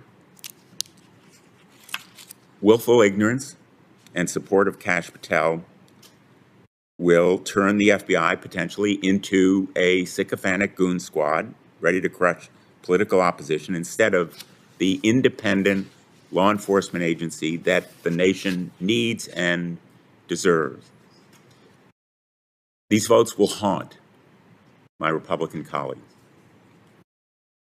They will come back to haunt them when Kash Patel does even a fraction of what we have warned about his doing, and the American people should hold them accountable. Thank you, Mr. Chairman.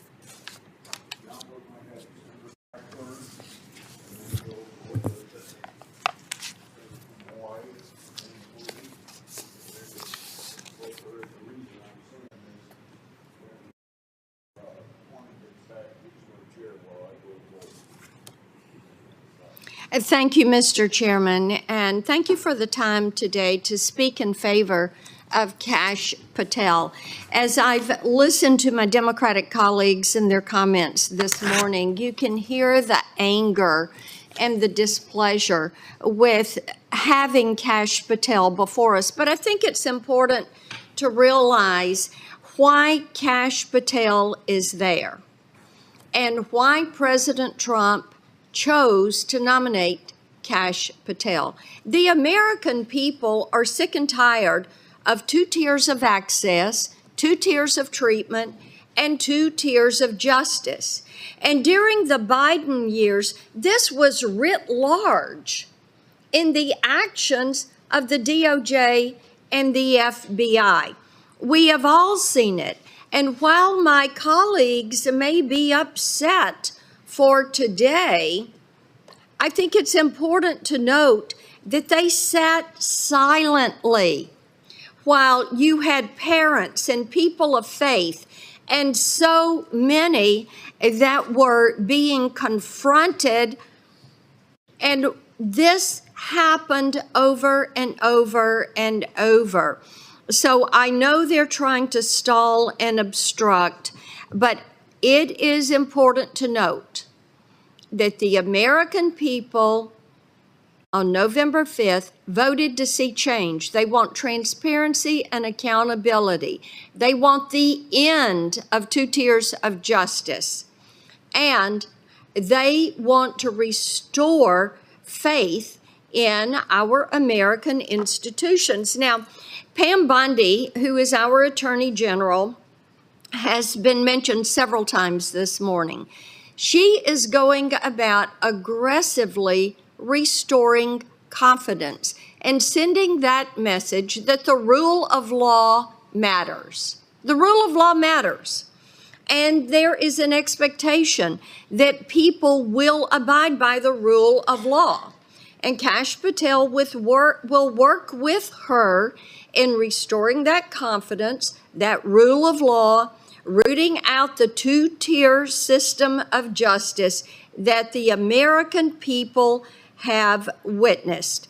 Now, when Mr. Patel was before us, before I started my questioning, I asked him a question that came from listening to my Democratic colleagues as they were questioning him. And it was, why do the Democrats fear him? Why do they fear him?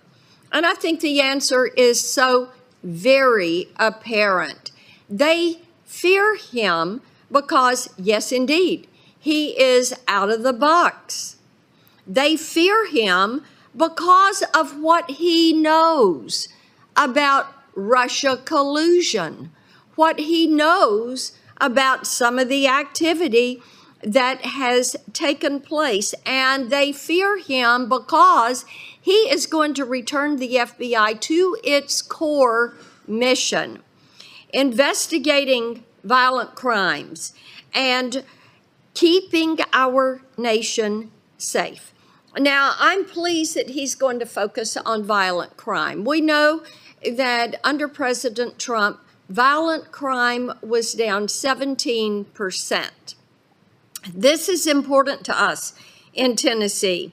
In Memphis, we have had quite an issue with violent crime, much of it caused by a lack of attention to prosecuting some of these gang members. There is a Soros-backed DA in Memphis that will not push these cases through. But violent crime under Joe Biden was up 43% in his first year. It is imperative that the FBI go back to investigating these crimes and go back to the Trump policy of investigating and prosecuting these criminals and bringing that transparency back to the justice system. So I'm so pleased that we're moving forward with him today. I'm also pleased, Mr. Chairman, that he is going to work with me to make certain we know who all was involved with Jeffrey Epstein in building out this international sex trafficking ring. This is information we have sought. It is information we have not been able to get. And as the next FBI director, I have no doubt that he is going to work with us to end this scourge of human and sex trafficking in the United States. Thank you, Mr. Chairman. Thank you, Mr. Chairman. I don't think the American people were up in arms about purging the Department of Justice or the FBI. I don't think they were up in arms wanting a stop to or freeze to federal grants to states. I don't think they were up in arms calling for the NIH to take action that will result in the halting of medical research. No, what they were up in arms was, let's lower the price of food, milk, bread. They're still waiting. So here we are, Mr. Chairman, talking about the nomination of Kash Patel. This man has so many red flags about why it is completely inappropriate to have him as the head of one of our most important law enforcement agencies that it makes your head spin. One thing is very clear about Kash Patel. He has 100% loyalty to Trump. That is the most critical thing for President Trump. We are at a crisis point, and this committee, if it plans to conduct any oversight, it must do so now. And here's what's happening at the FBI. Dozens of senior career FBI and DOJ employees have been purged. More to come. 5,000 names of agents and personnel who worked on January 6 matters. Their names are there. What is supposed to happen to these people? I don't think they're going to get commended for their work on January 6th. So hundreds or thousands of line prosecutors and FBI special agents and analysts may be purged. Make no mistake, our nation is under constant threat, both foreign and domestic. And purging hardworking and dedicated civil servants does nothing to make us safe. So what is happening with the FBI and DOJ is they've turned inward. Rather than focusing on potential attacks, hacks, or violent criminal enterprises, we have a DOJ and FBI that has been turned inward on themselves. Attorney General Bondi's announcement to weaponize in creating a weaponization working group last week only continues this trend. Through this working group, she is doing what she told us she would not do, and that is, we asked her, are you going to start investigating the investigators, prosecuting the prosecutors? What is this weaponization working group supposed to be doing but investigating the investigators and prosecuting the prosecutors, turning inward on itself rather than protecting this country from external dangers? I fear what a DOJ and FBI focused inward on themselves means for the safety and security of our nation. Not much. Which brings me to Mr. Patel. He is not the man to answer the many challenges of the moment. Mr. Patel spent his nomination hearing avoiding every hard question. I asked him if he would investigate people on his 60-person deep state list. He would not say no. Mr. Chairman, we are sitting here continuing to point out all the red flags on this person. We Democrats are going to continue to raise the red flags on this person, and at some point, I'm hoping that maybe we'll come to a decency moment from my Republican colleagues. Continuing, I asked him if he profited from selling supplements to detox the COVID-19 vaccines. He did not answer. I asked him if Donald Trump lost the 2020 election. He would not answer. He claimed not to know an anti-Semitic extremist named Stu Peters, despite appearing 8 times on his podcast. See, the fact that he doesn't even answer, remember, whatever, it makes me think that he thinks coming before this committee under oath is something that he could just ignore with no consequences. And apparently that is the road we're on. And he tried to claim no involvement with the January 6th choir, despite promoting them and hawking their merchandise for years. And he was unwilling to provide any details about his grand jury testimony he was compelled to give after taking the fifth. People who take the fifth are using it to protect themselves from self-incrimination. Of course, Mr. Patel has the same right as any American to plead the fifth, but we have an equal right to ask him, as the nominee for FBI director, no less, why he did so, and to learn what he ultimately testified. The one thing Mr. Patel did testify to in response to a question from Senator Booker, I thank Senator Booker for asking his question about whether he was, quote, aware of any plans or discussions to punish FBI agents or personnel associated with Trump investigations, and was whether he said he was not aware of that, but we note that in fact he had an awareness, and in fact he's proceeding to purge the FBI. He's not even the director. I join my colleagues in once again calling for us to actually get the answers from Mr. Patel. The American people deserve to know where he's coming from. This is a person who's going to use the FBI for his own purposes. He will abuse his power in the FBI, and we have had my colleagues say that we will regret the day that we voted for him. We should be regretting it right at this moment.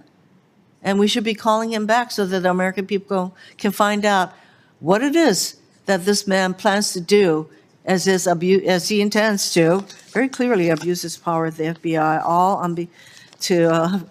for his own ends and for that of the president, to which he is 100% loyal. That is his biggest qualification to be FBI director, which is not much in my view. Thank you, Mr. Chairman. Speak, just so everybody knows, we're planning to vote at 11, And they're going to hold, they said they'd hold the vote open, at least for me, so I assume that's everybody, so that you can all be here. So I don't know whether it's after Moody gets done or Booker gets done, but if we're all here, I don't want to interrupt somebody's speech, but so if you want to vote a little bit earlier, or just say, or let me interrupt you, whatever the case might be, just think about that. Go ahead, Senator Moody. Yes, Chair, thank you so much. And I had planned to come today and vote in support of the nominee, but I feel it incumbent upon me, as I've heard speaker after speaker talk about and presume to speak for the rank and file FBI agents across this nation, as someone who has worked hand in hand as a federal prosecutor, myself, as someone who has been a state attorney general, and had to work with and then ultimately sue the FBI when they refused to work with us on the second assassination attempt.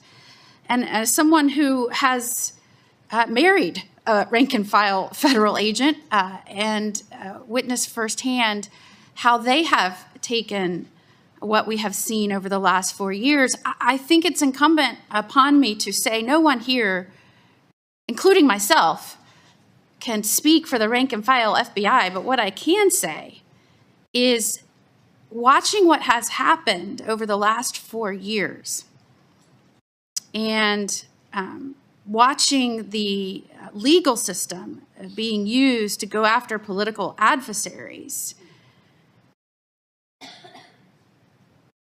the rank and file want to get back to doing their jobs of going after multi-jurisdictional criminals, of working hand in hand with state and law enforcement, of bringing to bear the promise of a country and a free people living under a rule of law that is effectually enforced. And I have to say, I disagree with many people who have said that the morale of FBI will go down if this nominee is confirmed. In fact, I believe quite the opposite. I believe they are ready to stand up and fight and get back to work on mission-critical cases, and that morale will, in fact, go up. I have heard that Kash Patel is out for himself.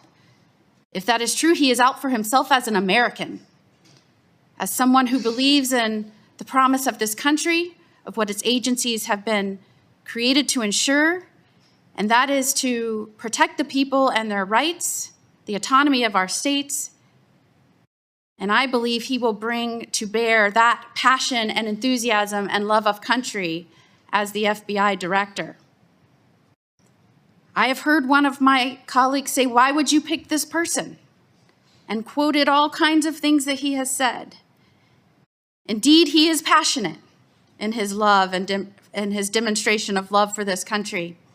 And maybe that is because he has served as a federal prosecutor and a public defender and a chief of staff for the Secretary of Defense and a deputy assistant to the president and senior director for counterterrorism on the National Security Council and as principal deputy to the acting director on national intelligence. Maybe it is through all those roles he has seen what this country has the ability to do to protect its people, and it has seen agencies go down the wrong path. He has said that he thinks that there should be less agents in Washington and more in the field doing their jobs. I think we could all agree with that. And the way he said it might not have been exactly the way we wanted to hear it, but that is what he means.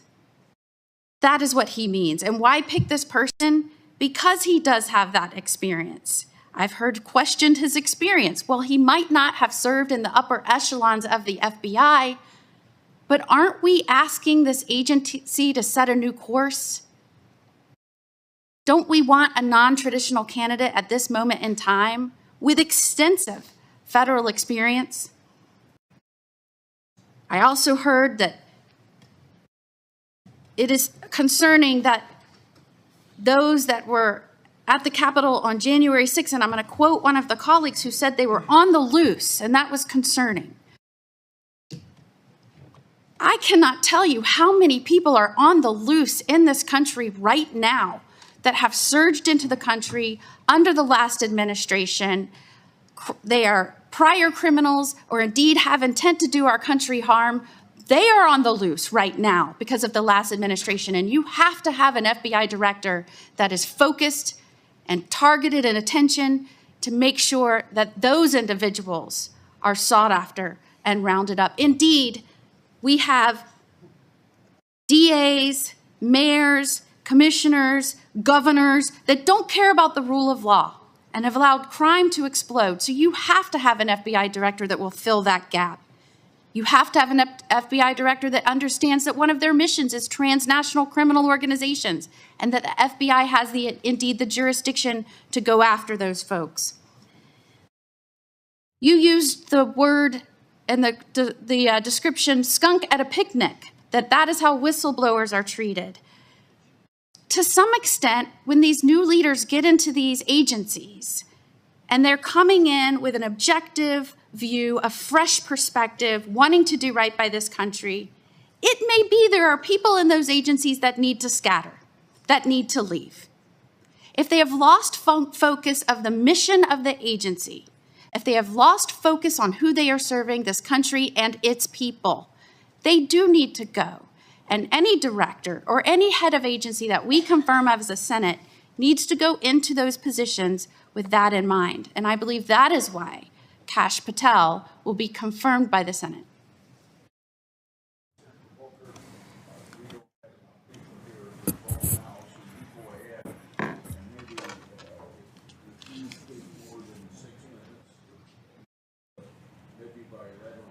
I'm just trying to see, are you encouraging me to talk longer? Because that's never happened in this committee before.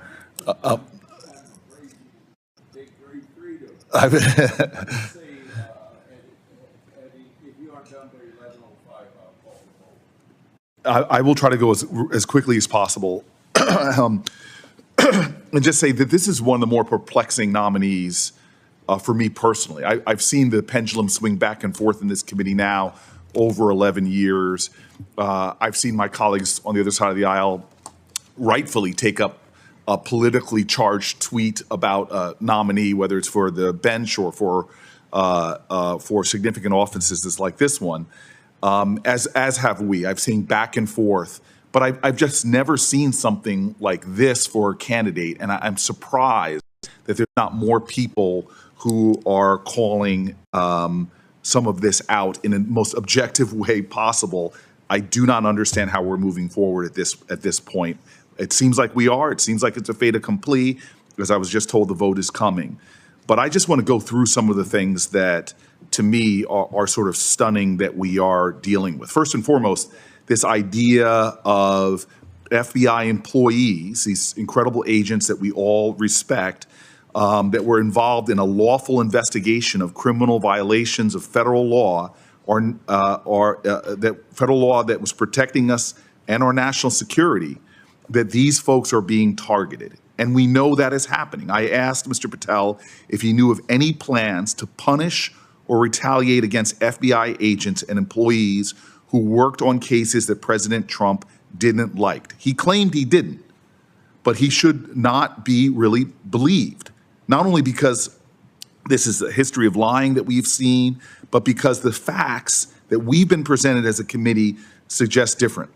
The timing of the FBI purges, moments after the hearing we had, to me seems like an obvious implication upon this nominee.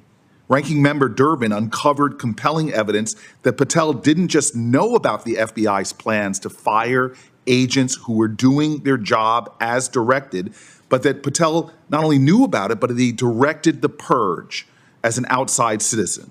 And if that's true, Mr. Patel has perjured himself before this committee, something I believe we would take very seriously. His trustworthiness is evident in his failure to disclose his work on behalf of the Embassy of Qatar to this committee. That is stunning. Work for which he possibly broke the law when he didn't file as a foreign agent. These are entanglements that this committee should take seriously, that we should investigate before moving forward. The financial disclosures we received after our hearing that we did not have a chance to ask him about show that Mr. Patel actually enriched himself by doing work for groups linked to Russia and China, foreign adversaries of our nation. I can't believe I need to say this, that as if it may be a question, but at a bare minimum, our FBI director should not have conflicts of interest with the Chinese Communist Party and Vladimir Putin, and we should have had a chance to ask him about that in open committee. That is just the most basic due diligence. Look, everything Mr. Patel has ever written and said, so much of, what he's written and said demonstrates that he is somebody that goes against the idea of integrity and independence that the FBI wants. He has gone far, as my colleagues have said, posting the most outrageous politically charged things. I'm disbelief that of all the incredible people that could run this agency, that this is somebody that we would pick. But my concerns really have to do about Mr. Patel's testimony before this committee. No one can claim surprise when he does exactly what he's promised to do in a lot of these politically charged writings. We have credible evidence that he is already enacting this idea of revenge against FBI agents who Mr. Trump does not like. We have credible evidence that he committed perjury when he told this committee that he wasn't aware of these plans to fire FBI personnel. He later changed his answer when answering the committee's questions for the record. Suddenly, he said he went from "I don't know" to "I don't recall" whether he plans to fire FBI personnel. And this was what he was saying over and over again. He does not recall. I don't recall. Not long ago, the fact that he lied about not knowing a white nationalist podcaster when he appeared on his podcast, not one time, not 3 times, not 5 times, but he appeared on his podcast 8 times. Yet he said he did not know who this person was or did not remember. This, to me, is a continued pattern that is disqualifying. It would be, to me, something all of our colleagues in this room would say, hey, man, you're not being straight, honest with this committee. Listen, lies like this are misleading and dishonest, especially with an institution that has a reputation for that kind of integrity. His refusals to share what he said before the grand jury is another example of, to me, unacceptable non-answering. His case about handling sensitive national security documents. It's the kind of information FBI directors are responsible for safeguarding. He played a role in that. He spoke before a grand jury. His testimony should be something shared with this committee. And his alarming bad memory about what he testified, to me, is just incredible. When asked whether he discussed with the firing of the Assistant Director of Counterterrorism, he said, "Not that I recall." Did you know that the FBI officials and rank-and-file agents would be fired before he testified? Not that I recall. Were you aware of the review of FBI personnel who worked on January 6 cases? Not that I recall. Can anyone with a straight face sit here and say that that is an answer, that he is not misleading this committee? This is unbelievable if he doesn't recall that. In fact, his inability to recall such information, to me, speaks against his qualifications for a job if he's not recalling things of such importance. This committee should ask for better from this, from any nominee, from a Democrat or Republican president. This is stunning to me. We are here to serve the American people and their interest. This person has obfuscated, has lied, has shown an utter lack of character and straightforwardness with this committee. It is just obvious to me, of all the people that this president has nominated, I voted for many of them, this stands apart from what this committee should demand from anyone coming before it. I appreciate the desire to defer to a president on their nominees. This is why I have voted for many of Mr. Trump's nominees in this time that he has become elected president. But it is our constitutional duty to ensure that the president's nominees are fit for public office. This vote should not boil down to partisanship. It should really be about the objective understanding of someone who has performed and testified in this manner should be allowed to ascend without further questioning, further investigation of some of these issues that I brought up. I am very disappointed by this moment. I'm actually stunned by the fact that we are going to have a straight party line vote on someone who is so clearly unqualified for this office, who so clearly misled this committee, who so clearly has many areas of his background that this committee has not thoroughly explored that point to some serious potential for conflicts or worse. But with that, in hopes that I am trying to keep my testimony, my comments under 5 minutes, which I have failed to do, but I am concluding, sir.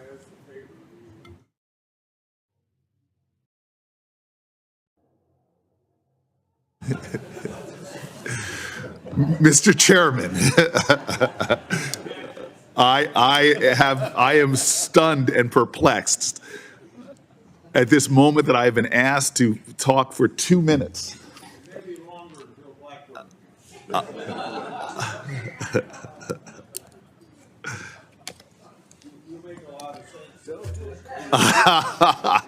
For the record, the chairman has said that I make a lot of sense. But he disagrees with me. Yeah.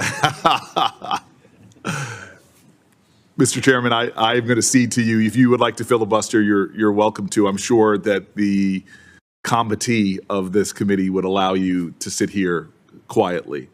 But if not, I would very much like to hear Lindsey Graham speak on the virtues of the great state of New Jersey. It's not going to be a long speech. Wow. New Jersey. Wow. My brother-in-law is from New Jersey, and we like him a lot. That I will take that as a testimony.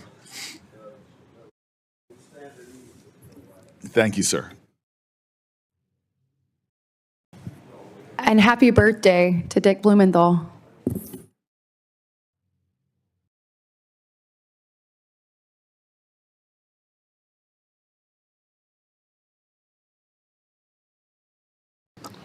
The Senate rules limit the time for committee meetings, and so I need to call the roll call vote. I will allow anyone who still wishes to speak on this nomination to do so after we vote. On the favorably reporting the nomination of Kash Patel to be Director of Federal Bureau of Investigation, the clerk will call the roll. Mr. Graham. Aye. Mr. Gordon. Aye. Used to be in the pen. Aye. Mr. Cruz. Aye. Mr. Hawley. Aye. Mr. Tillis. Aye. Mr. Kennedy. Aye. Mrs. Blackburn. Aye. Mr. Schmidt. Aye. Mrs. Britt. Aye. Mrs. Moody. Aye. Mr. Durbin. No. Mr. Whitehouse. No. Ms. Klobuchar. No. Mr. Cruz. He wants to know by proxy. No by proxy. Mr. Blumenthal. No. I guess until we. Ms. Serrano. No. Mr. Booker. No. Mr. Padilla. No. Mr. Welch. No. Mr. Schiff. No. Chairman Grassley. Aye. On this vote, the ayes are 12, the nays are 10. The vote of 12 to 10, the nomination will be favorably reported to the floor. Do you want to speak? Yeah, please do now. And will some, I got to go vote, will some senator on my side stay?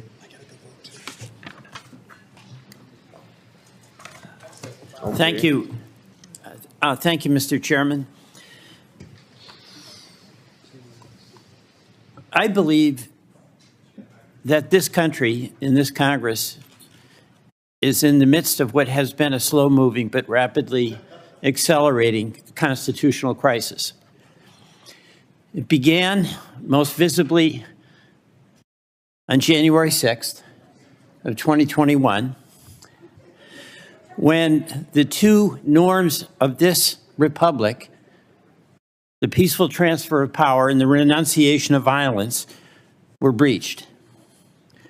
And where many members of the House and Senate voted against certifying the election of the person chosen by the American people.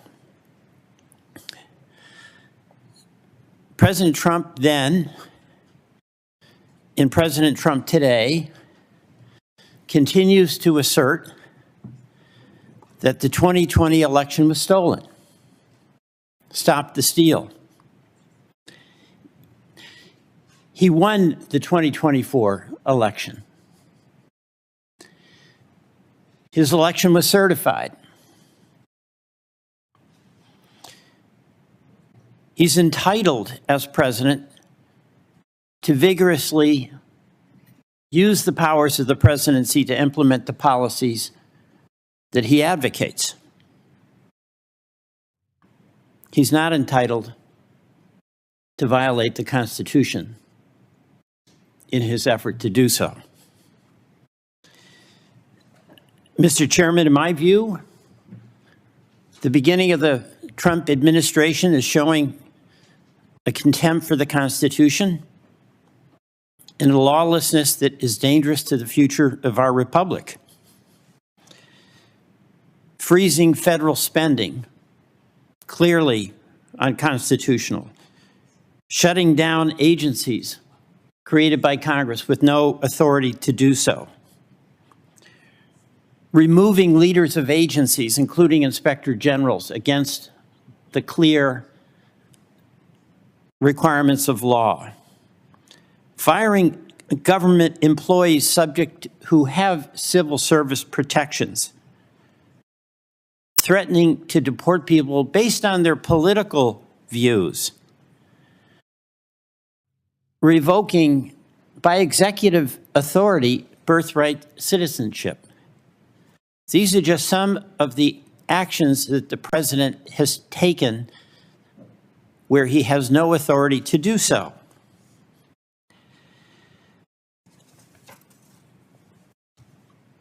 On Monday, a federal judge said that the White House defied his order to release billions of dollars in federal grants, marking the first time a judge has expressly declared that the Trump administration is disobeying a judicial mandate. This country is headed into a situation where, in addition to acting without authority, the president is indicating he will defy rulings from the third branch of our government, the judiciary. Vice President Vance has made very clear his point of view on this.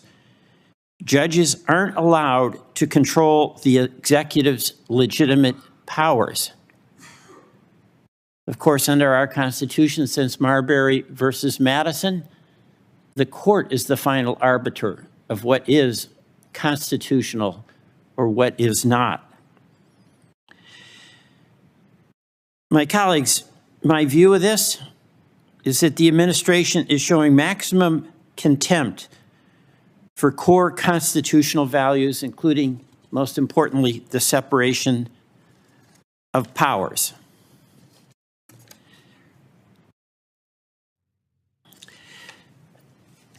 We have a dilemma here. There are many in this committee that are fully in support of the policies that President Trump is pursuing. That's, of course, your right and his right. The unique responsibility each of us as a United States Senator has is to guarantee that in pursuit of those policies, it is done within the constitutional boundaries. This is not just to talk about civic aspiration. It's a recognition that the separation of powers, that the system of checks and balances, that the concept that ambition in the executive should be matched with ambition in the legislature, has held this country together for 250 years. We have fierce debates about important public policy matters. But what allows us to resolve those, despite disagreements, intense disagreements, is the pushing and the shoving, the engagement, the winning and moving forward losing a fight and falling back, but all within the norms of the Constitution. That's being threatened, and I don't say that lightly.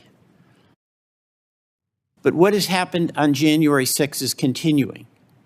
And where we saw the Stop the Steal, the renunciation of the decision that the American people made on 2020 in that election, and the candidates, many of them who came before us, including Mr. Patel, unable to simply say who won the 2020 election, continuing the Stop the Steal narrative. And then with President Trump, in his first weeks in office, acting in ways that challenge the constitutional order. I'm voting against Mr. Patel because he is clearly an instrument in that effort to continue eroding the precepts of the Constitution on the separation of powers. My colleagues, this is a very difficult time, particularly for my colleagues on the Republican side. You support many of the President Trump's policies, and as I say, that's your right. But it is so essential to each of us as a U.S. Senator to make our own judgments about whether the manner in which power is being used on the executive branch is a threat to the power of the legislative branch, the Article I branch. We, each of us, must be custodians of that constitutional order in our role as the legislature in it. Tough judgments that have to be made. My judgment is that the president is showing absolute contempt for the United States Congress. And the next stop is contempt for the United States judiciary. I cannot vote for a person who signed on to that agenda. I yield the floor.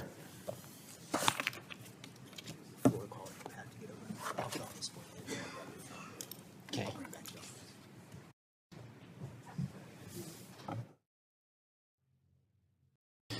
Senator Schiff will be joining us shortly. To my friend, Senator Welch, I hope we have a great relationship, but some of the things that he was talking about, the tug and pull of the executive and the legislative branch, plays out this way every time you have a transition of power. The best example I can use is a very current example right now between a Democrat governor and a Republican legislature in the state of North Carolina. We have a new governor who in his first 90 days is probably going to do, as he should, push the boundaries of the executive branch. That's their job. The same thing with President Trump. We need to continue to assert that there are very clear differences enshrined in the Constitution between who has authority, but to pretend that that just occurred in this administration is looking past the endless speeches that were made over the last 4 years about President Biden stretching his authority, being challenged in court, et cetera. So I don't think that this is new. And I do believe that getting back to Mr. Patel, that he's been treated unfairly. I had some posters here I'm not going to use, didn't even intend to speak until we determined that we need to allow more time for Mr. Schiff. But I heard a lot of people say in their comments, if the allegations are true. Now, this is coming from my colleagues on the other side of the aisle. So they're not 100% they're sure, but it sure certainly fits comfortably into a narrative in opposition to Mr. Patel. We heard a video referenced, I think, by Senator Whitehouse about, I think it was Senator Whitehouse, one of the members here, talking about chopping about logs of the people on the so-called enemies list, which was an index to a book that Mr. Patel wrote and published. If you kept watching that same video that he didn't produce, and it was many years ago, you'll see that he was also chopping off at the end of the log MAGA, Truth Social, and a couple of other logos. Yeah, just put that up real quick. So everybody conveniently stops, presses pause at the point to make their argument. But if they've gone a little bit further, they would have seen other things are coming off the log. So guys, let's be fulsome in our research, our response, or our basis for opposing or supporting a nominee. I think Mr. Patel is going to come and fix an agency that I have great admiration for, that I still believe is the gold standard for law enforcement agencies in the world, in the history of the world. But to suggest that others should not be put under a microscope, I think is naive. I supported Chris Wray, and yet he disappointed me in that he is at the top of the agency and there were inappropriate investigations going along. I supported Merrick Garland when he was put forth by Senator Biden, and yet he's disappointed me with some investigations and activities in the DOJ that were absolutely inappropriate under his watch. Did he know about it? I don't know. But what I do know is he was the head of the organization, and at some point you have to hold people in these organizations accountable. I trusted Mr. Comey until he gave me a reason not to. So for people to think that we should keep the FBI as it is and not question some of the politically motivated activities, whether a Democrat or a Republican is in power, are either being naive or just waiting for the opportunity when that slant is in the favor of their own their worldview. I, for one, want the FBI to do the job it does very well and nothing more, never to be motivated by political retribution. I said yesterday to a nominee, this needs to end. The political physics of for every action, there's an opposite and equal reaction is what is tarnishing the reputation of the finest law enforcement agency recognized that way worldwide, and we can do better. There were other people that were saying that Mr. Patel condoned the January 6th attacks. I asked him when he was sitting right there, does he agree with me that people that attack Capitol Police officers are thugs? And he said that if he were asked by the president to have given pardons to those thugs that attack Capitol Police officers, that his recommendation would have been no. And yet people want to pretend that he was okay with that, coming in as the head of the FBI. So folks, let's just be honest here. Someone else who said there was a Republican that said this is a shirts and skins exercise. I'm the one that said it. Because when you see Pam Bondi, who has personal relationships with people on the other side of the aisle, not get a single Democrat vote from this committee, then clearly we're in a shirts and skins posture. Not always, probably not even for the remainder of this Congress. But right now, I stand by that characterization, and we saw it play out again here today. So unless Senator Durbin has anything to say, we'll be at ease until Senator Schiff arrives.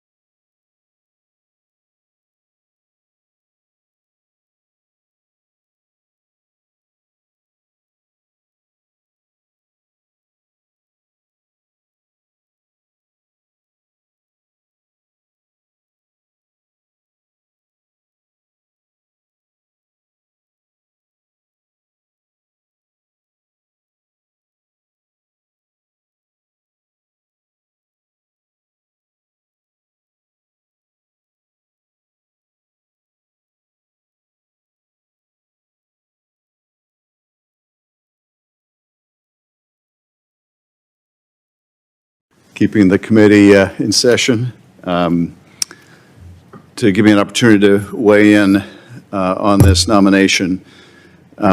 Before I address Mr. Patel, I do want to address the continuing narrative about the weaponization of the DOJ, the supposed weaponization of the DOJ over the last 4 years, because to me it represents the most vigorous reinvention of history. The question is asked by some of my colleagues on the other side of the aisle, why is it that Donald Trump was the only president to be indicted not once, not twice, but 4 times? And isn't this, by definition, a double standard, a treating of this president differently because no other president in history has been indicted so many times? Well, the one doesn't fall from the other. Yes, this president was indicted more than any other president in history because this president committed more crimes than any other president in history. And let's look at what he was indicted for, because we can't just talk about this in the abstract. He was indicted for inciting a violent attack on the Capitol to stop the peaceful transfer of power. And yes, he's the only president ever to be indicted on those charges because he's the only president to have incited a violent attack on the Capitol. That doesn't mean a double standard was applied to Mr. Trump.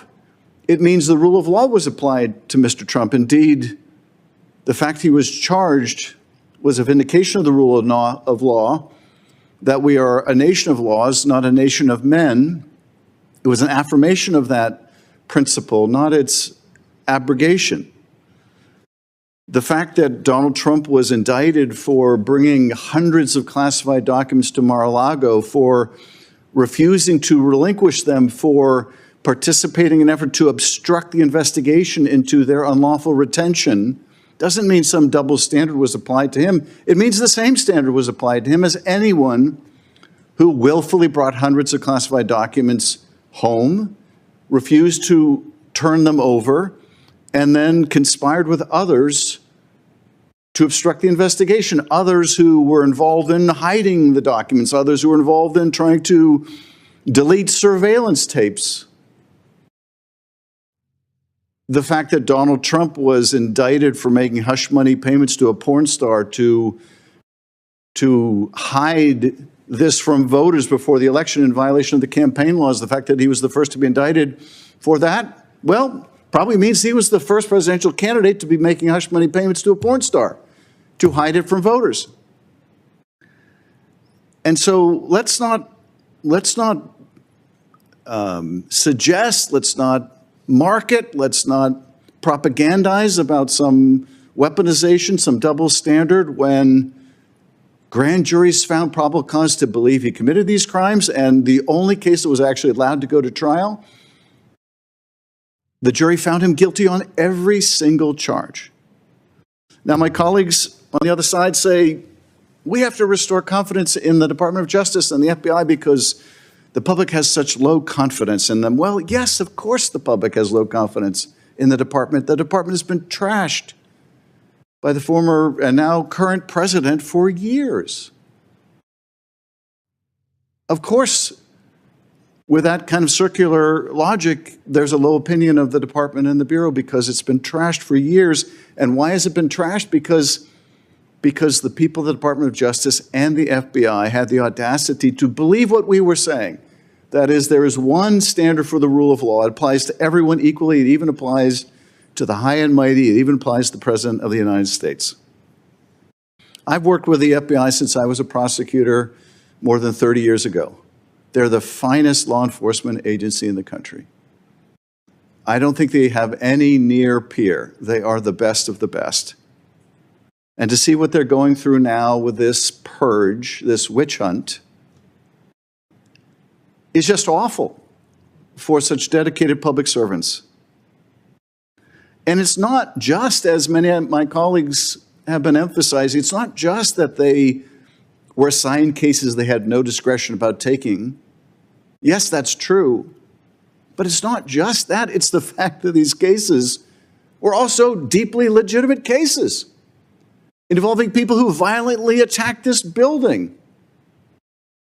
including, by the way, a prosecutor named Emil Bove, one of the guys leading this witch hunt. It was just revealed at the Southern District of New York, where he was working at the time, was one of the aggressive prosecutors working with the FBI on these January 6 cases. Now, he's the guy helping to lead the Inquisition in the FBI, the purging, the witch hunt. So this is what we're doing to the FBI right now. Now, Kash Patel was asked in committee, and he was asked after committee. We've already talked about what he was asked in committee. Let me just read the questions I asked him for the record and his answers. And bear in mind, this is just a few days after his testimony, or immediately after his testimony, and I asked, it has been reported that senior career officials across DOJ have been reassigned or fired since President Trump's inauguration. More than a dozen officials who worked on the special counsel team that investigated Donald Trump and 2 separate criminal cases were fired by Acting Attorney General James McHenry. Within the FBI, senior leaders were ordered to retire, resign, or be fired by February 3rd, 2025. Question, were you aware of these personnel moves before they occurred? Answer, not that I recall. Were you consulted by anyone at the White House, DOJ, or FBI about any of these personnel decisions? Answer, not that I recall. Have you had any conversations with the White House, DOJ, or FBI about these or other personnel moves at the FBI? Not that I recall. Okay, it's one thing if we're talking about events that happened 2 years ago or 4 years ago or 10 years ago. It might be appropriate to say, not that I recall. These were things, conversations he was asked about that happened days or hours earlier. He really doesn't recall whether he talked to the White House about firing people in the Department of the FBI? Are we really to believe he doesn't recall? And now, of course, we have whistleblowers who say that he was leading these firings, that he suddenly doesn't recall. That's just not the least bit credible that he doesn't remember. Of course he remembers. I don't recall, not that I recall. That's the language an attorney tells you to use when you want to perjure yourself, but you don't want to be caught in a perjury.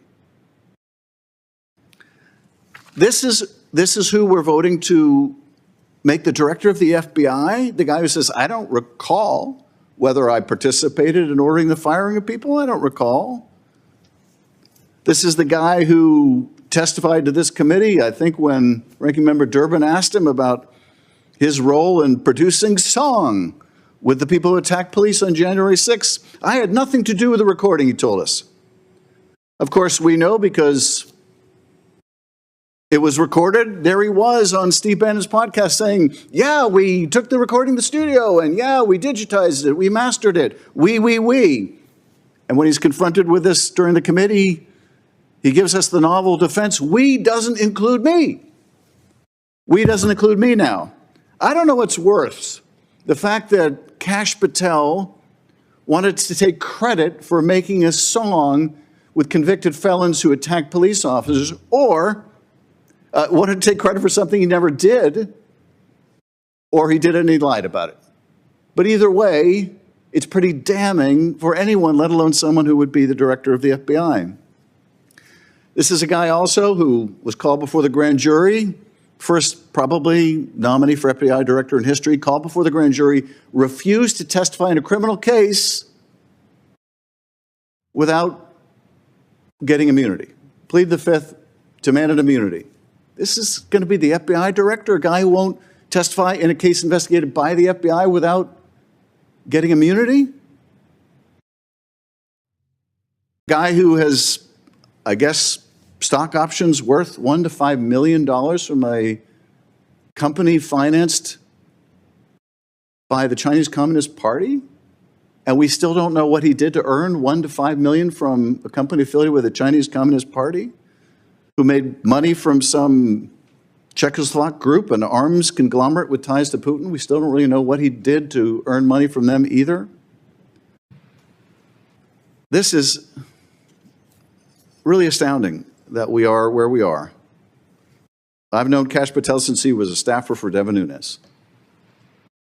He is not someone you would ever think of when you think of fidelity, bravery, integrity.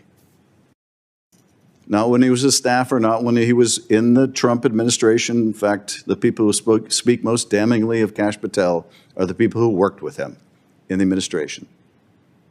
People like Bill Barr, who, for a lesser position, said over my dead body when asked about Kash Patel. It is just a tragedy for the FBI that it comes to this.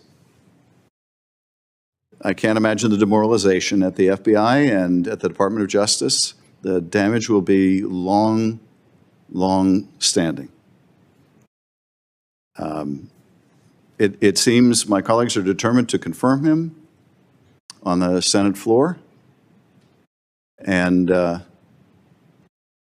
to all those FBI agents I worked with over the years, to all that are there now that I've not had the privilege of working with, my heart breaks for what you're about to go through with leadership that you cannot respect, who has not earned your respect, who will not earn your respect. I know you will put your head down and do your jobs because you're professionals. I hope you stay at the FBI. I hope you don't leave, because if you're committed to the mission and you leave, then it's going to just leave behind people who are less committed to the mission. So I hope you'll stay. I hope you'll gut it out. I hope the same is true of the career professionals at the Department of Justice who are the subjects of a similar witch hunt. I spent almost 6 years in that department. I venerate that department. And we need the career civil servants, public servants who serve in both those institutions. But it will be a sad day indeed when we confirm the likes of Kash Patel, knowing what we are getting. We will have no one but ourselves to blame. Mr. Chairman, I yield back. I will close with this commentary. We've talked about and listened to people hypothesizing about Patel taking leads from the White House. We have plenty of evidence that the White House telegraphed to the Department of Justice about these prosecutions. We have Biden complaining that Garland didn't start soon enough. And then you have this coincidence of Trump announcing for re-election in December 2022. And then all of a sudden in 2023, you have 4 indictments. What a coincidence. Meeting adjourned.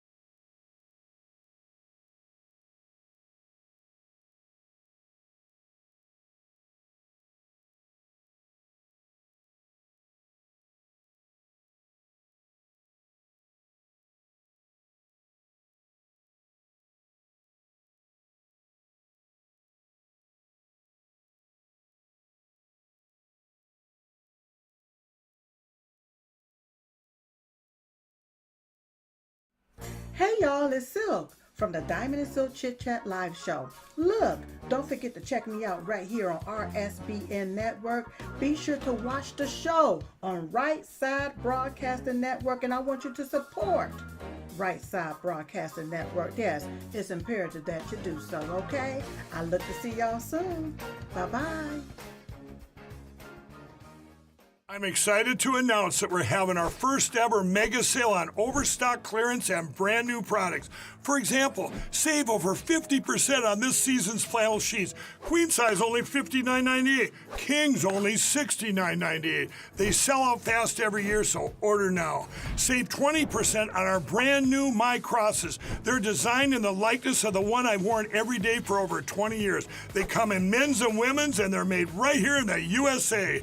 Get our 2025 six-piece My Towel sets for only $29.98. Our initial quantities are extremely low, so get them now before they go. And our best-selling standard My Pillows, just $14.98. So go to mypillow.com or call the number on your screen. Use this promo code to take advantage of our first ever mega sale. But wait, remember that $75 free shipping rule? Well, that ship is sailed because right now, every order ships absolutely free. Welcome to Right Side Broadcasting Network, your trusted conservative news outlet. At RSBN, we deliver the truth when the mainstream media falls short. Since 2015, we've proudly broadcasted every single one of President Trump's iconic MAGA rallies, bringing you the excitement and energy live before anyone else. By watching RSBN, you get an unfiltered front row view of the action on the ground. We interview the crowds to give a voice to millions of Americans just like you. We show you President Trump's speeches in their entirety, free from interruptions and censorship. We cover the stories that matter to you with the integrity and passion you deserve. Thank you for choosing RSBN as your home for America First News. Together, we stand strong, united, and informed. So join us and be part of the right side of history.